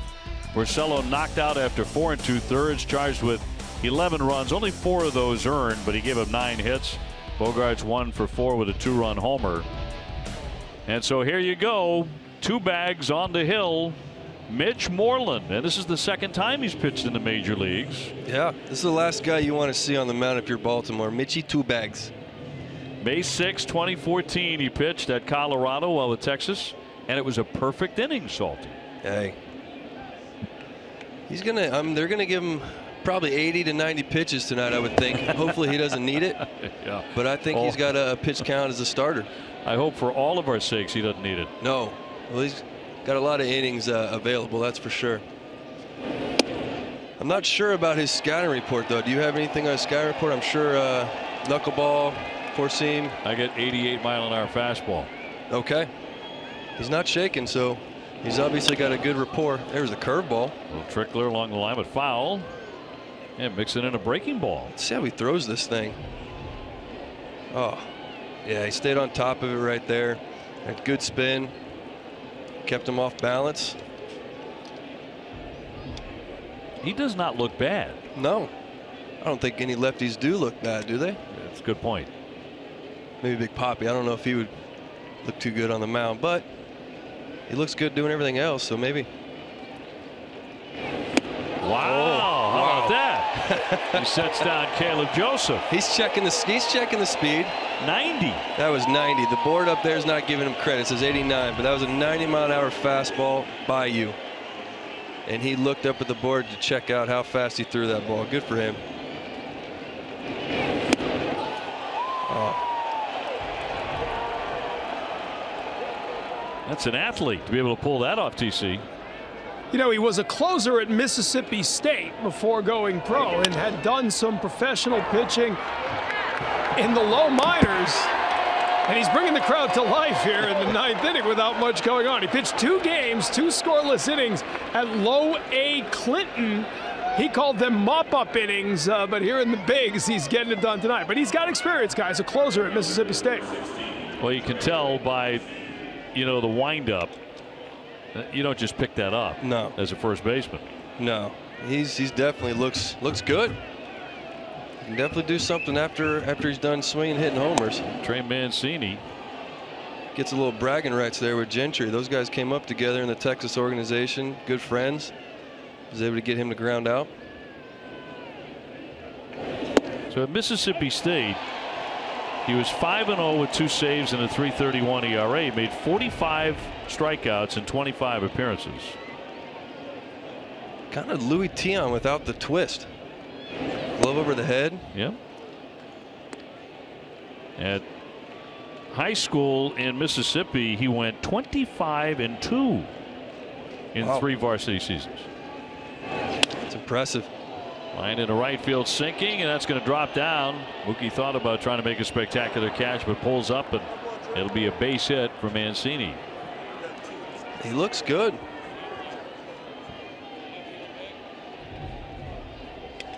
Oh, four-seam fastball, middle in. Mancini did a great job staying inside like he's done all night. I remember 2011, I believe, when Chris Davis got on the mound. And I felt like everyone else, he was 85, 86, and then I got in the box office, so it was 91, and he threw this splitter that I've never even seen before. It was better than anyone I've seen.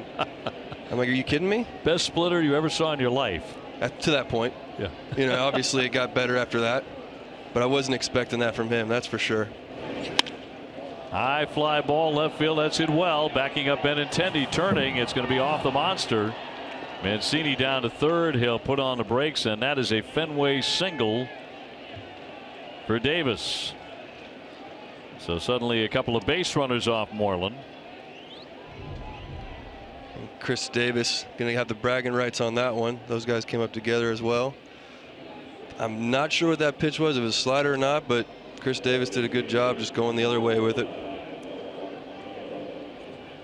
Not going to be a clean inning, but if he can get out of this inning without any runs scored, that's the positive you take out. Now, he was a legit pitching prospect in high school. His senior year at Amory High in Mississippi, Mitch went 7-1. His ERA was 0.53. 91. He's loose now. Now he's loose. He looks good. Really does. You know, he's given up a couple of hits here, but 20 hits, by the way, for the Orioles tonight. It's a season high against the Red Sox staff. 91 again, which Moreland is now a part of. He hasn't shook the catcher off yet. They're on the same page. Well, this is the most serious the crowd has been able to get into the game tonight, unfortunately. But it's a highlight this evening. Moreland trying to strike out his second batter in the inning. Get a ground ball right at Xander, and the force play retires the side, and he is still unscored upon in 2 major league innings.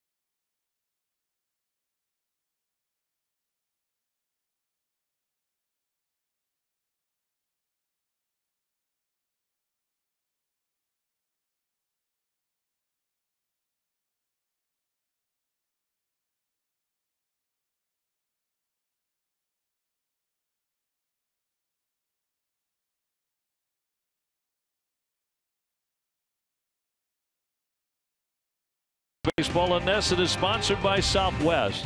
Yes to low fares with nothing to hide. That's transparency. Caleb Joseph takes over as the third baseman for the Orioles. That'll move Flaherty over to second, or Flash, however you want to say it. And Wright will be the new pitcher. And here we go to the bottom of the 9th inning. 16-3 Baltimore. Highlight of the night for the Red Sox has been the pitching performance of Mitch Moreland. And he looked great. I mean, he really looked like he knew exactly what he was doing. He did. I mean, that's a tough task to follow for anybody, even the opposing pitcher right now. Well, as you said, he was good in college, good in high school. It's not his first time. I'm sure it's been a little while. He's only got one other appearance other than tonight. But perfect in terms of not allowing a run anyway. Gave a couple of hits tonight. But no damage done. Baltimore's done a great job with Devers tonight, being able to keep him off the bases and throwing him hard in. I mean, he got the single, obviously, but they've been throwing him hard in all night long, trying to keep him tied up, keep him guessing. Extra innings, Seattle and the Yankees. In the bottom of the 10th, 2 down, nobody on base for the Yankees in a 1-1 tie. And Devers lays off the high one. On deck is Chris Young. Sox have been held to 5 hits while Baltimore has 20. That's a lot. That is a lot. A lot of them came early too. Shot to center field. Gentry to make the catch. 1 man gone, and let's go to TC.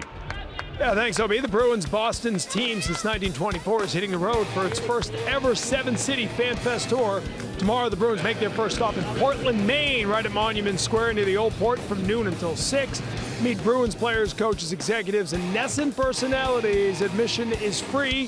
Visit NESN.com/fanfest for more information. And OB, Chris Young coming up to the plate. He's got Cy on his back. People asked him before the game. Of course, it's CY for Chris Young. People asked if he was going to pitch tonight with Cy on his back. Maybe he should give the jersey to Moreland. Yes, he dunks in a base hit though. Yeah, that may catch on for Mitch. Yeah. Tonight it was almost like, wearing the nickname on his back for Moreland was almost like a different identity. This is his pitching identity. Could be. Definitely. His ace identity. And he pitched like an ace. Like he's done it his whole life. Now they'll send up Rajai Davis. Getting his first Red Sox start here tonight as the center fielder. Been on base a couple of times. He's hit the ball hard. Not a bad debut for the home. In there for strike 1.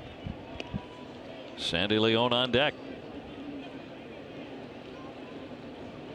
But all things considered, one of the more forgettable nights of the season for the Red Sox. No other way to put that. Yeah, and I think they are. They're all professionals. We've all been there. We've all been in that situation where, you want to just go find a hole and stick your head in it. And tonight's probably one of those nights. But like I said, they're professionals. They're going to go home tonight, get some sleep, forget about it, and come out tomorrow. Is it easier to shake off a loss like this than say 1-0, 2-1, a game you lose late by like 1 run? I believe so. I mean, these games right here can wear you down just because there's so many situations that you go throughout the game, and obviously you're not scoring runs, so you get frustrated. And those other games where there's a tight game and you lose by 1, it can be heartbreaking. But as a professional, you got to go home, hit the rewind button, and start over for the next day. Fouled back. Time for our twisted but true fact. Zach Britton's American League record of 60 consecutive save opportunities converted was snapped on Wednesday. It was the second longest in Major League history, trailing only Eric Gagne's 84 consecutive. During that streak, he had a 1.14 ERA, 95 strikeouts. He was unbelievable. Twisted Tea tastes like real iced tea. Be a little twisted. He was in the Cy Young conversation. That one sounded like it hit him, and it did. So Rajai will take his base. That'll put runners at first and second. This was a hard fastball. It just went in a little too far. Just got the jersey. No harm done. 2 aboard, 1 down for Sandy Leon. This game got away in a hurry, as did last night in Cleveland. So the Red Sox pitching staff, which has been so darn good all season, has taken a couple of shots these last 2 nights unexpectedly. Yeah, and it's tough. I mean, you're in the race like this as a fan, as a teammate. You don't want to see your starting pitchers go through this. You want to see them kind of get in playoff shape. And obviously, this wasn't his Porcello's night, but his track record speaks for itself. He's gonna come back and bounce back like he's done all year. Well, Rick's had a tough year. There's no other way to put that. He's 8-15 with a loss here tonight. And the home runs are something that really dogged him this season. It was an issue early in the start, but so was Red Sox defense, to be fair to him. Now, he committed one of the errors, but the Red Sox made 5 in the ball game. This is popped up foul off third, and a catch will be made by Joseph. So that'll be out number 2. And that'll send up Brock Holt. Red Sox will send out Eduardo Rodriguez tomorrow afternoon at 4:05 against Kevin Gausman, who is 9-9. Erod goes in 4-3. And suddenly the Red Sox need a clutch performance and a long outing from him. I think he's willing to grab the ball. Yep. And go out there and do that. You know, he has pitched exceptionally well in the past against his former team, the Orioles. Little chip on the shoulder, maybe. Feels like it. I mean, he's really had some sharp outings against him. And it was while warming up in the bullpen at Camden Yards, getting ready to face the Orioles, that he injured that knee, or that dislocation of the kneecap, which is an issue that continues to hound him. That happened again. He went out and still took the ball, went out. He didn't pitch great, but it was a pretty gutsy effort against them. Yeah. Well, I mean, you've seen it all year long, all these guys. And there's not always just 5 starters. You're going to end up using sometimes 10, you know, and you're not going to use just 8 position players. You're going to use guys on the bench. You're going to have guys come up from the minors. To have a championship caliber team, you got to use everybody. Brock will take a strike. He's 0 for 3 this evening.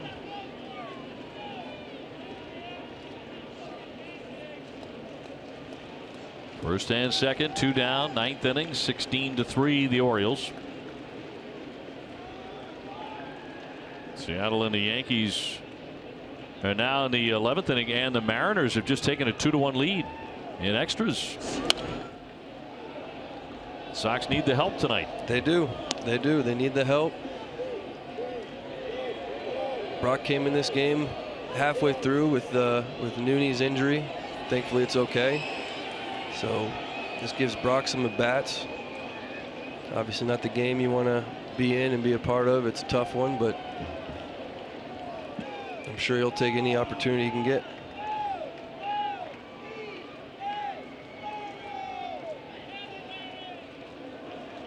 And right with a 2-2. And that'll do it. In there for strike 3. And that is the ball game. A long and frustrating night for the Red Sox, and Brock Holt, an unhappy customer. He's not alone in the Red Sox dugout. No. 16-3 the final score, and a very forgettable evening for the Boston Red Sox, Adam, as they fall here in game 1, and for the second consecutive outing, Red Sox starters get knocked around.